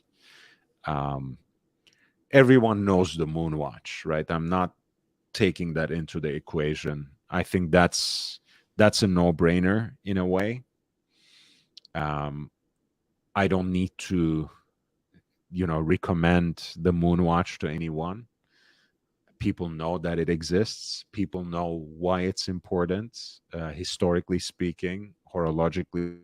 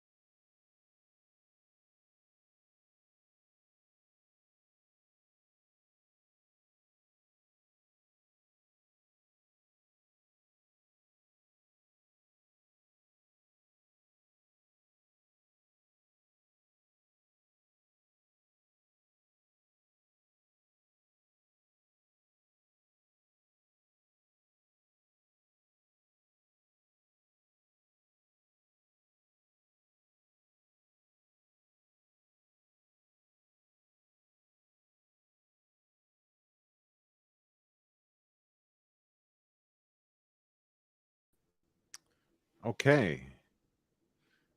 All right. I don't even know if this is still going on. I just came back.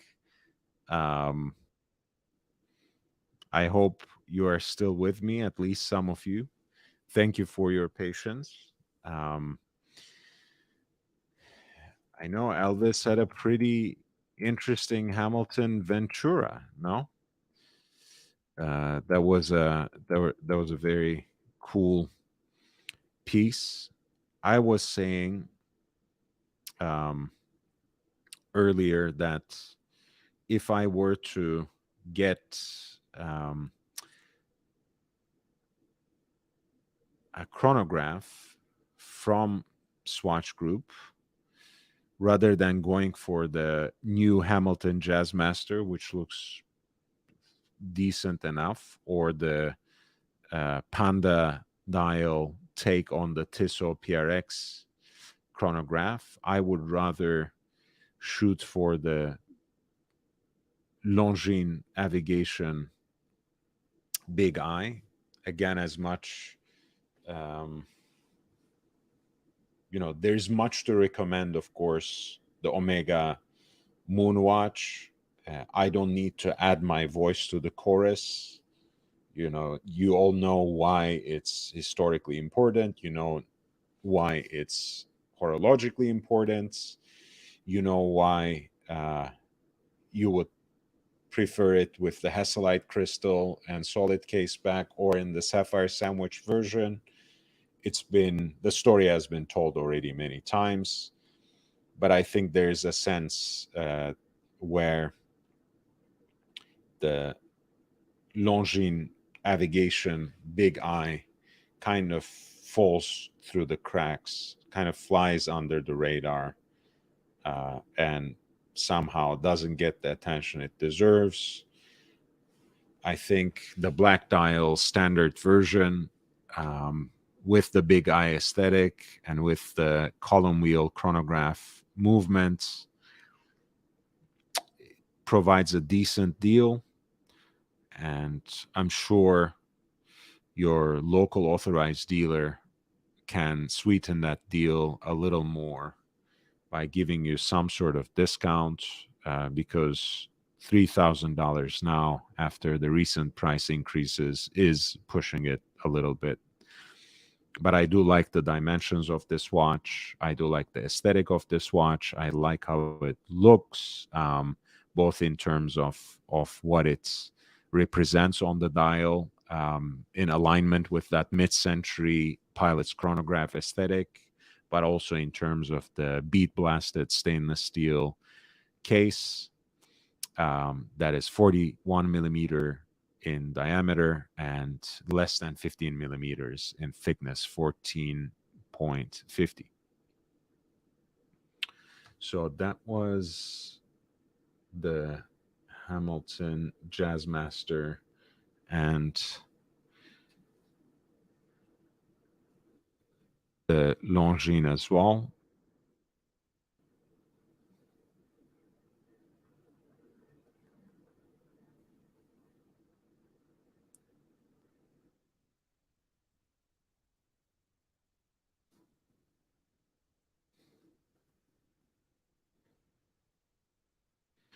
I think there were, speaking of the Tissot PRX, I think there is also this IFL watches collaboration, which is already sold out, but has these random splatter paint jobs on the dial, which provides something different, something interesting.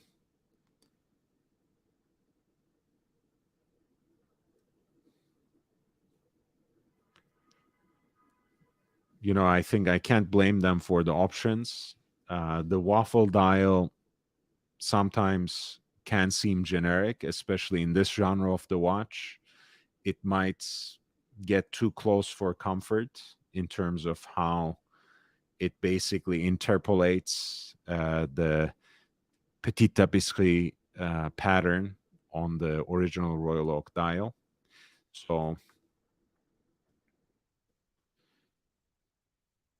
I think this is a nice solution for that, but they seem all sold out now. And I'm not sure what justifies the $300 $50 markup, but since they're sold out, who am I to say anything? Speaking of these sorts of artsy collaborations between our favorite watch brands and these sorts of institutions, Unimatic actually, I think, just started collaborating with MoMA, and their watches are now being sold apparently in the MoMA design store, both in New York and online, which is an exciting development. You know, I was just talking yesterday about how these pieces really provide a minimalist approach to Italian design, and apparently I'm not the only one to appreciate that, since they will now be retailed at MoMA, pardon me, in their design stores in New York and online. So that's very cool, and it's very exciting when it comes to Unimatic and some of their creations that especially front loads their minimalist aesthetic on the dive watch, on the field watch, and as you see here, on also a minimalist approach to the chronograph as well.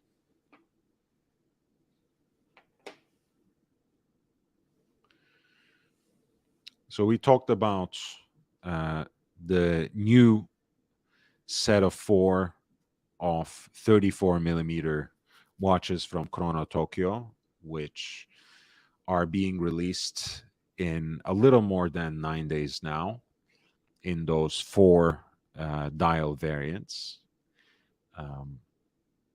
as a limited edition of 150 per variant. We talked about the Hanhat Pioneer, which is itself a limited edition of 150 pieces, the night blue Fliege.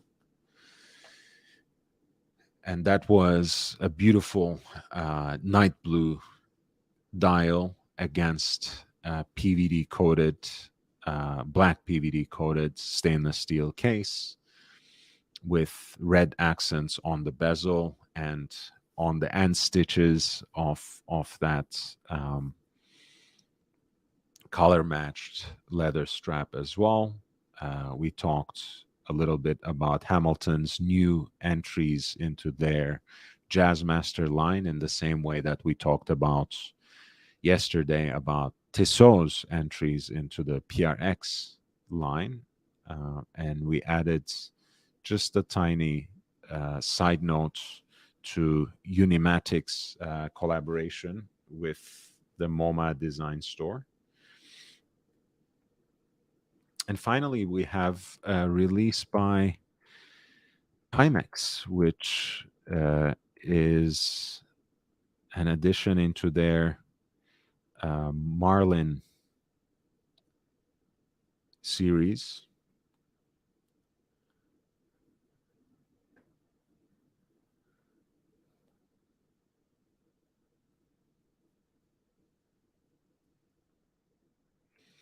The Timex Marlin, as you know, is in a way a throwback watch for the brand.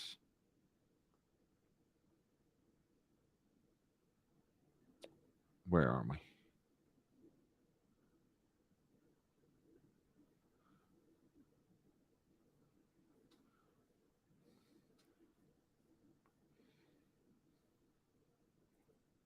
And it has an automatic mechanical movement. And they have just added these 3 pieces, basically, with a sub-dial at 9 o'clock that gives a 24-hour time.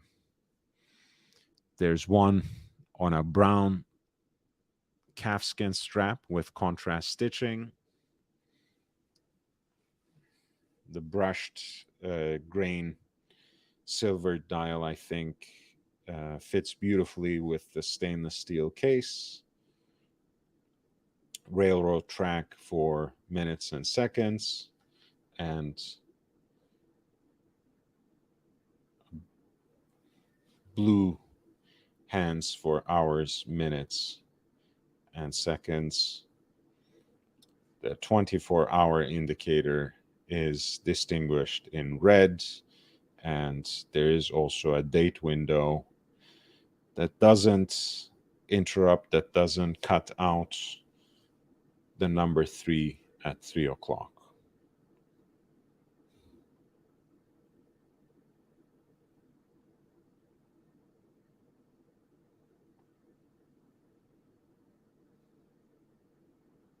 And there's that tiny little bit of a cutout on the back, so you get a little peek of the movement, which is not, of course, nothing to write home about anyways, but at least you know that there's something self-winding inside. There's something mechanical inside. And if the word marlin inspires a very high resistance to water and to depths, don't be mistaken. In this case, you just have 5 bars, 50 meters. So once again, it's more than splash proof, but don't expect real sports activity watch at that particular depth rating. Nevertheless, I think it is a watch that you can wear actively, that you can wear in a number of different occasions. I wouldn't take it to the gym, but then again, I guess there's a reason that they are presented, that they're served up on these calfskin leather straps as well. So this is the brushed grain silver dial version, which is on a dark brown leather strap with contrast stitching at 265. There is a version of it with a black dial, which is kind of grained. The Arabic numerals are in silver accents. The handset matches that. The 24-hour has radial guilloche, which gives it that vinyl-like groove. And that 24-hour indicator is also red on this one. There's still a date window at 3. Same price point. This piece has a black strap with black stitching, so it's more of a stealth, more of a monochromatic kind of look, largely monochromatic. And then finally, you have this online exclusive for this 39 millimeter stainless steel watch, which seems to be already sold out, though. I don't know if it's coming back, but it says it's out of stock. It is basically, though, a blue strap version of that first one that we saw. And it is priced in the same way as well.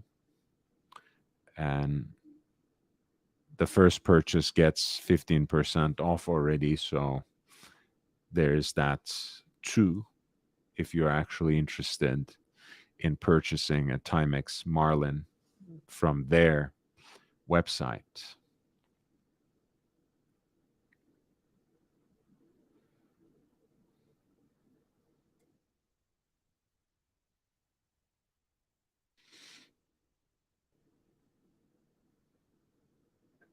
I want to take a little bit of a break. I will leave you on my Instagram, and please do sign up to my Instagram. Follow me on Instagram.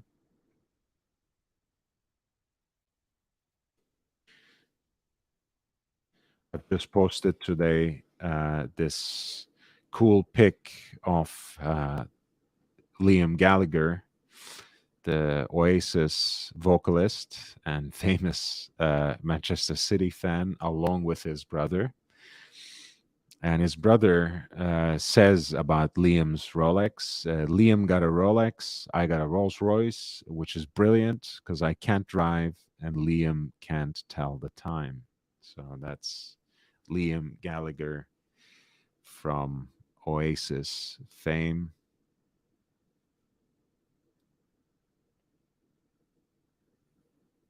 I will be right back after I get a quick drink of water.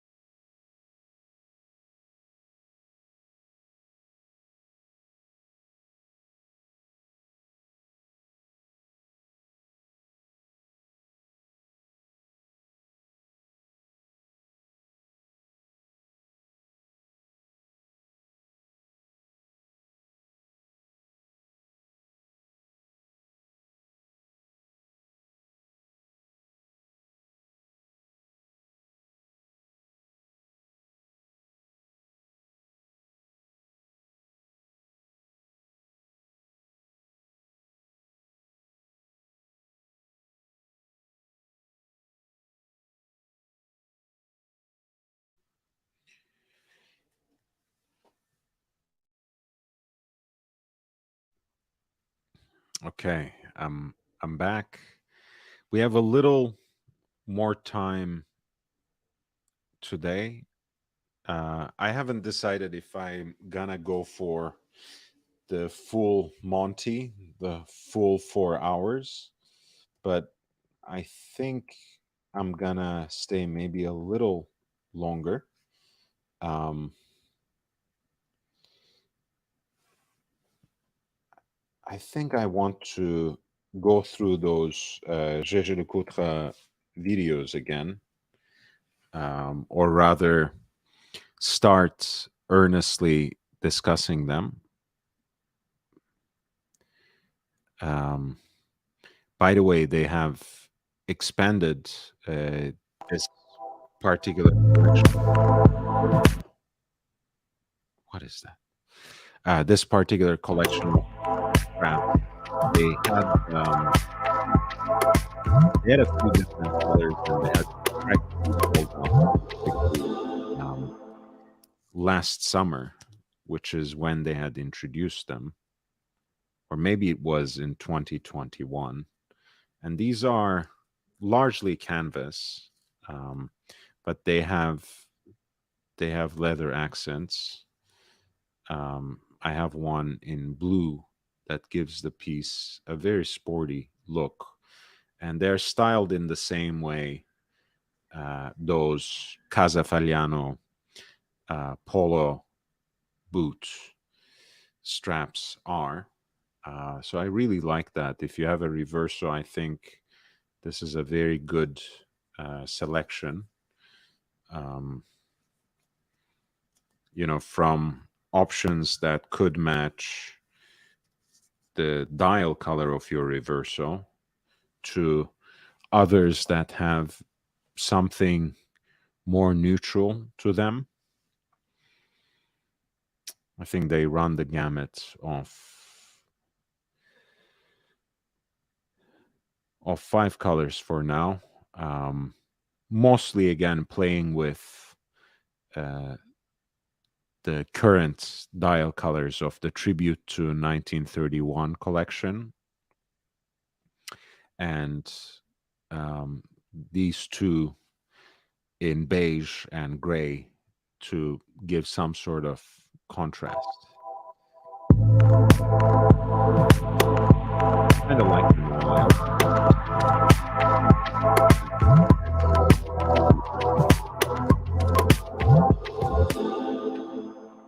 With the style of the reverso in either case. So I really like it.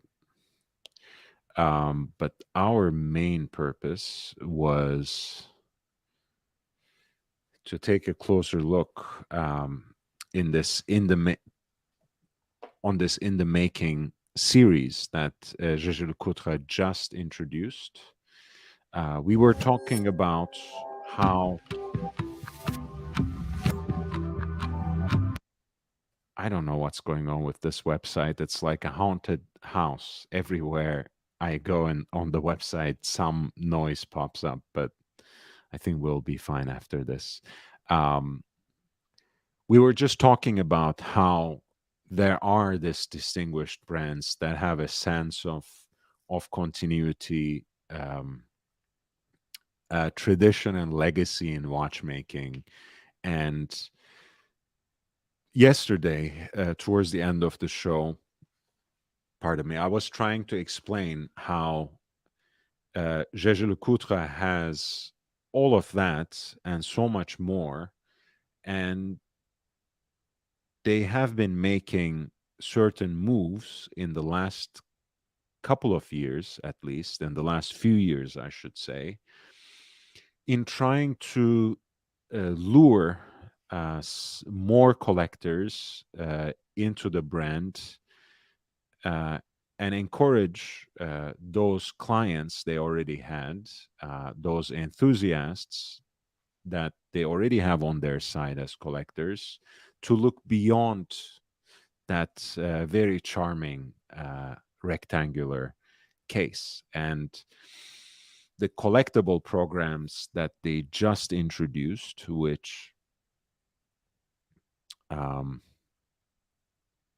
of course shines light on so many iconic models, 17 in total, from their own archival catalogs,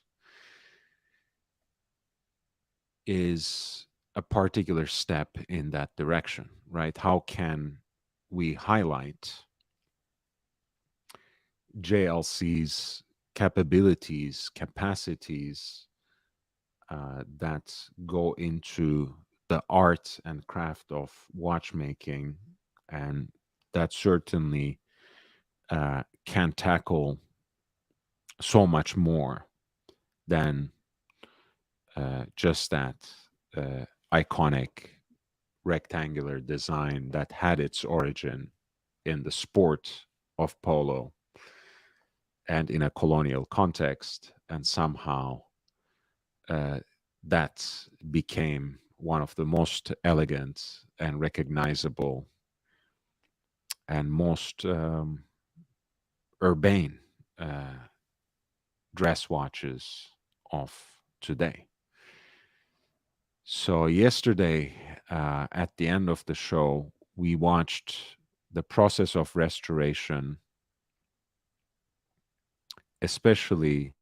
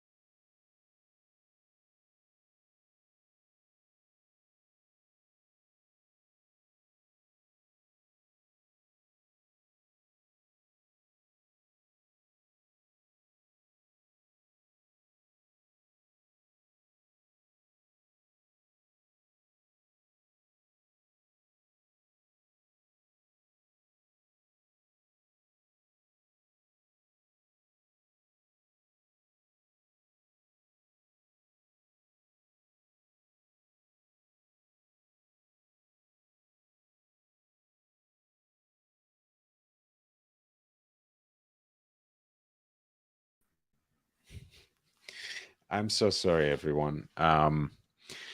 There's something going on with my connection.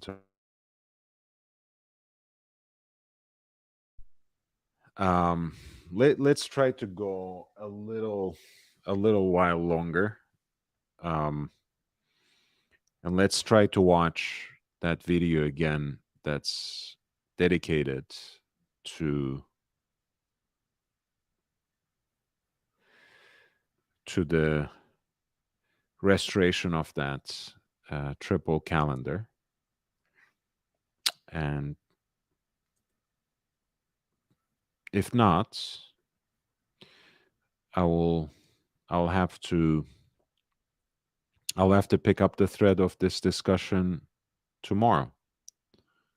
Restoration workshop is part of each piece. Coming back to the restoration workshop is part of the physical memory of our heritage. We must preserve their DNA, restore their original appearance and functionality without altering anything.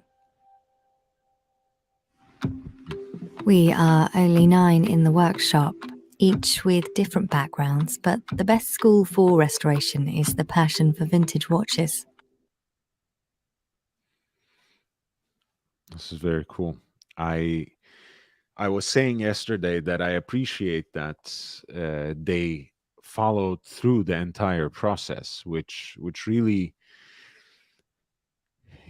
shows you how much care they took in overhauling some of these pieces they presented in the collectibles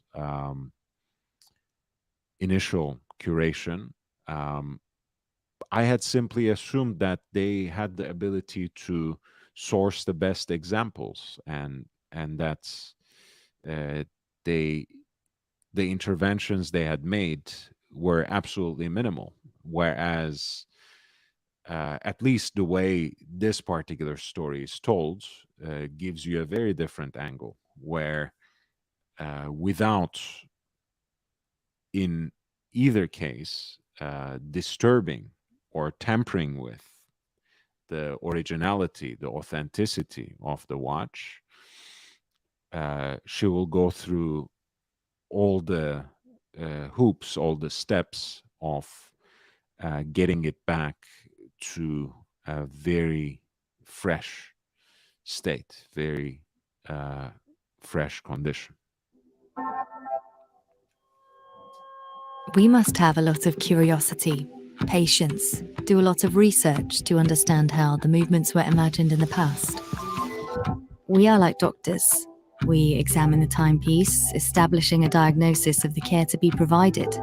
For this triple calendar from 1942, I will focus on both its mechanism as well as its appearance. And this is fantastic as an example, because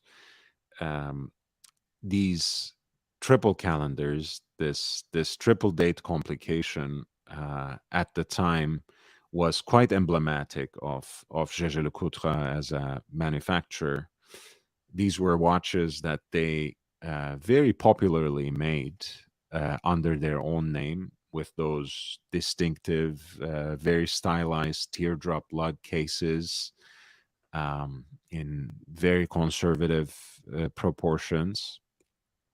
But they have also made these pieces for other brands, namely Cartier. So this is a great example they have chosen to discuss their particular place in watchmaking, because this is at once something that shows the kinds of utilitarian, everyday complications that Jaeger-LeCoultre had a long-standing tradition to produce. And it also sheds a light, even though it's very implicit here, no one mentions that this piece was made for Cartier as well.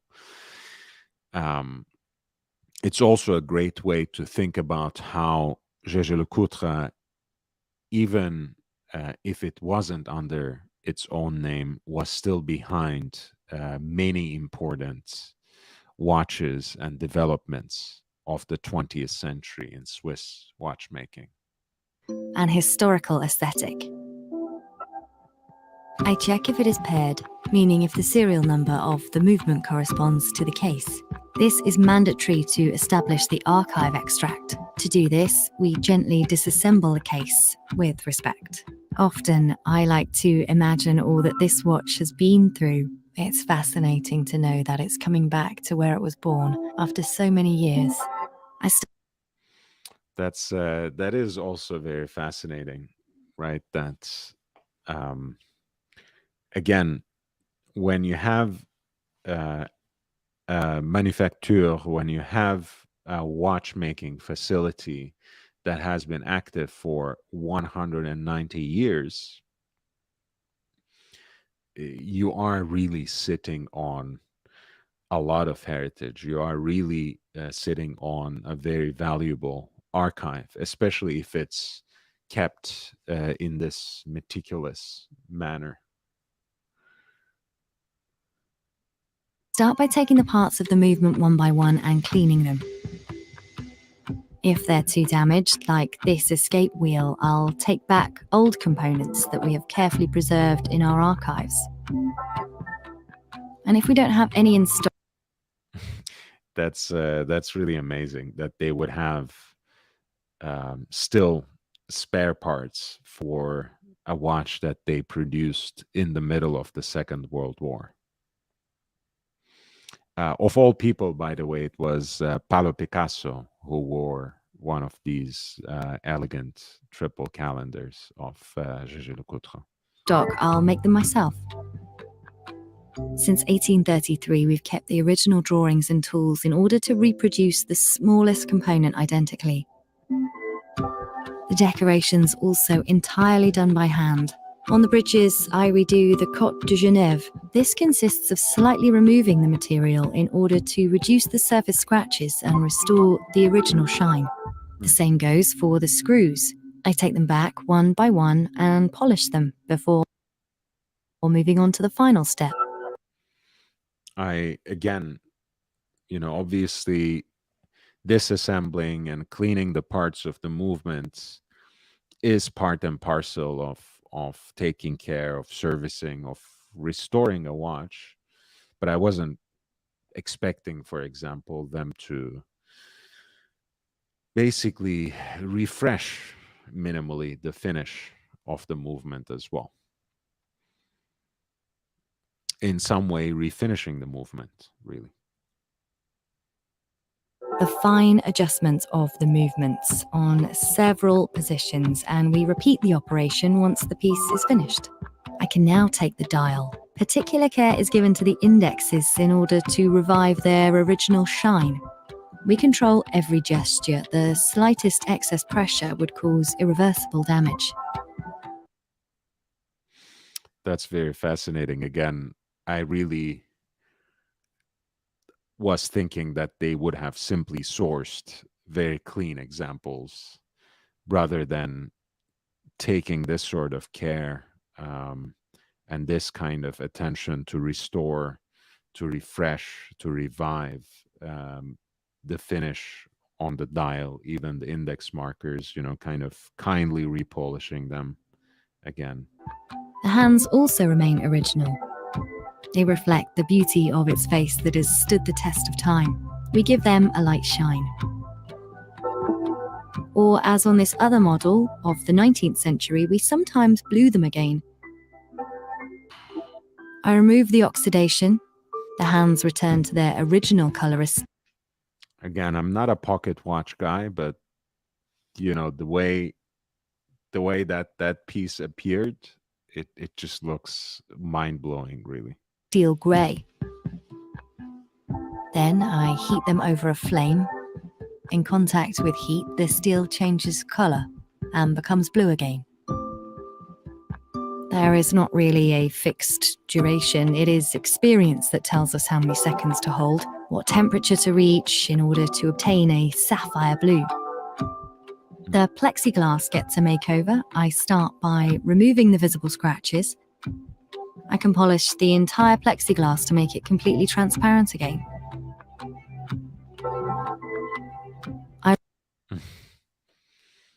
It's this brings so much joy. I don't know. Maybe I'm just having fun on my own, but this is great. Revive the crown by hand. It will shine again and wind the time for the next 100 years at least. I can now assemble the watch again and check the adjustments. It is a point of pride because we preserve not only the authenticity of a timepiece, but also its history. And each client wants to preserve their own and perpetuate it forever. And that's a really beautiful, natural wooden box.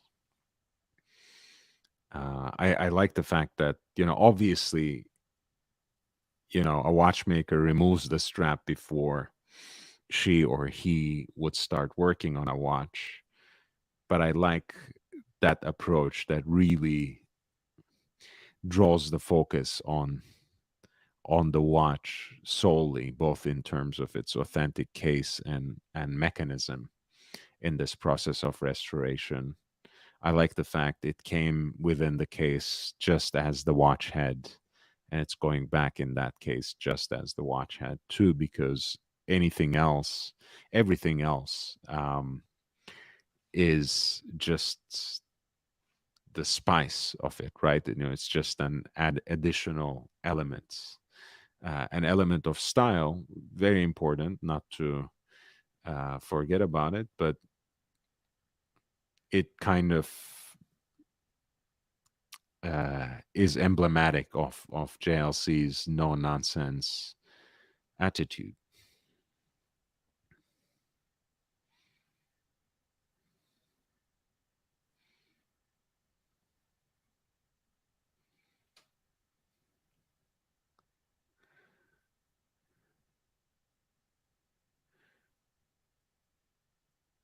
So,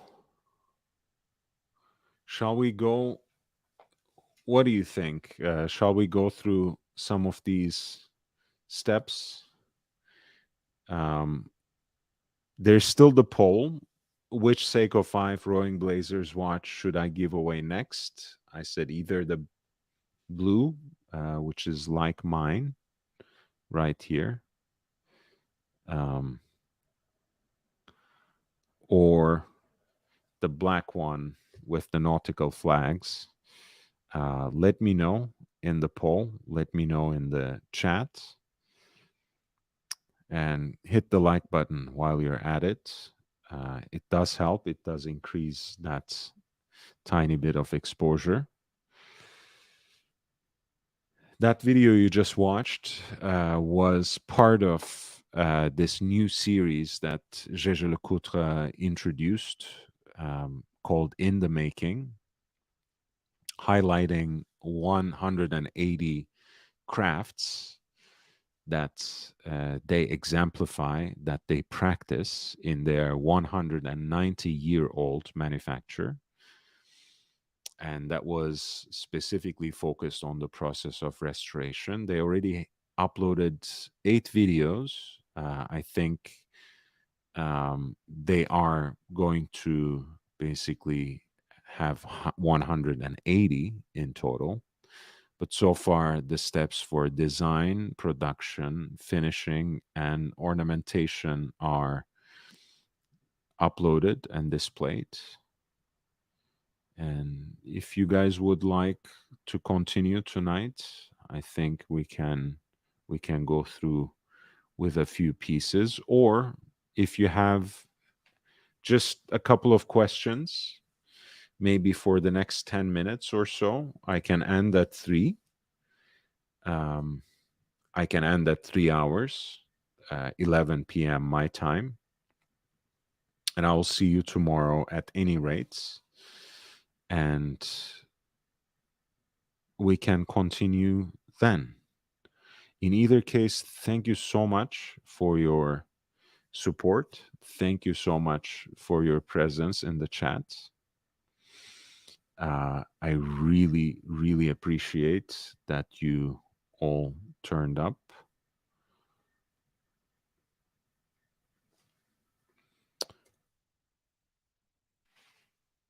Congratulations again for captain winning our February giveaway and the lime green dial Seiko 5 Rowing Blazers collaboration. It was a lovely turn of events. I'm especially happy that one of the people who took part in our fundraising effort has won the watch. I look forward to seeing him wearing it. I hope he wears it in good health and great wealth. And I think ultimately, I will probably continue with the same method for the giveaway in the third step. Again, we'll basically have the first and last live stream of every first and last super chat of every live stream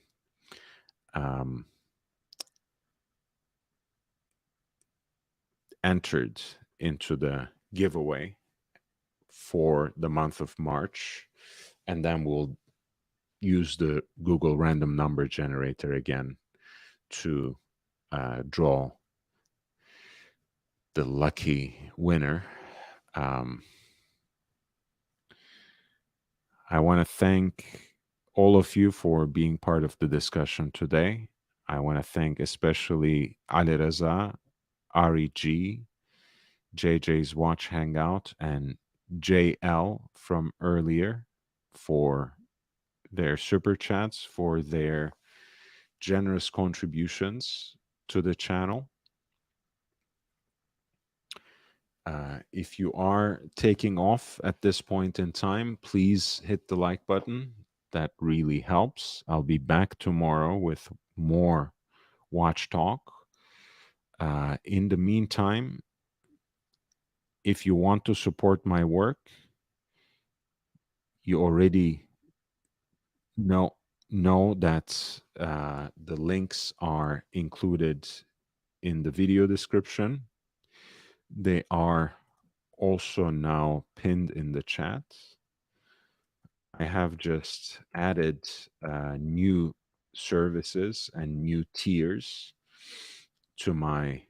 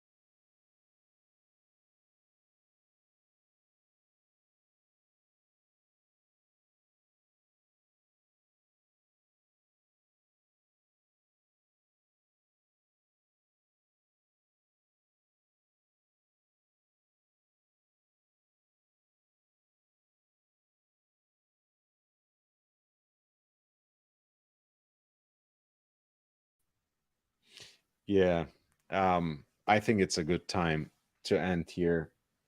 The internet connection is giving me problems anyways. I was just talking about my Patreon services, and I was providing them always with this educational purpose as well, beyond just giving you targets of opportunity in terms of what you can buy on the market. And they were always very thoughtfully curated, always thematically focused, but now I have added, as part of that service, video digest, where I delve into what I'm sharing on that particular occasion. Today it was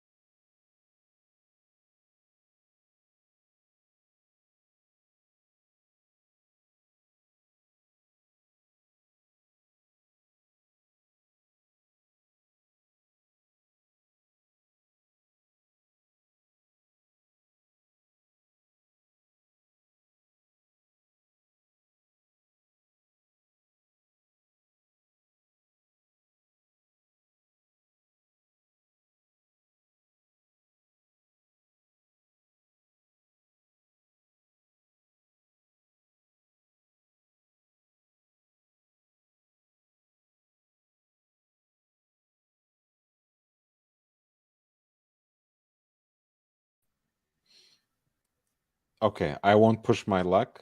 That's it. This connection is really giving me problems and it's draining me. I have been here for about 3 hours anyways.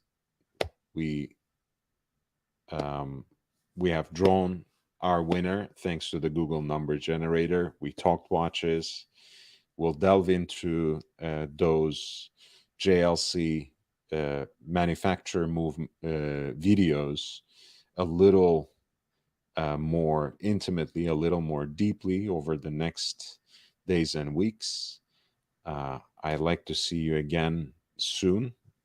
Until then, please stay safe, enjoy your watches, and I'll see you soon again, and we'll talk watches and style.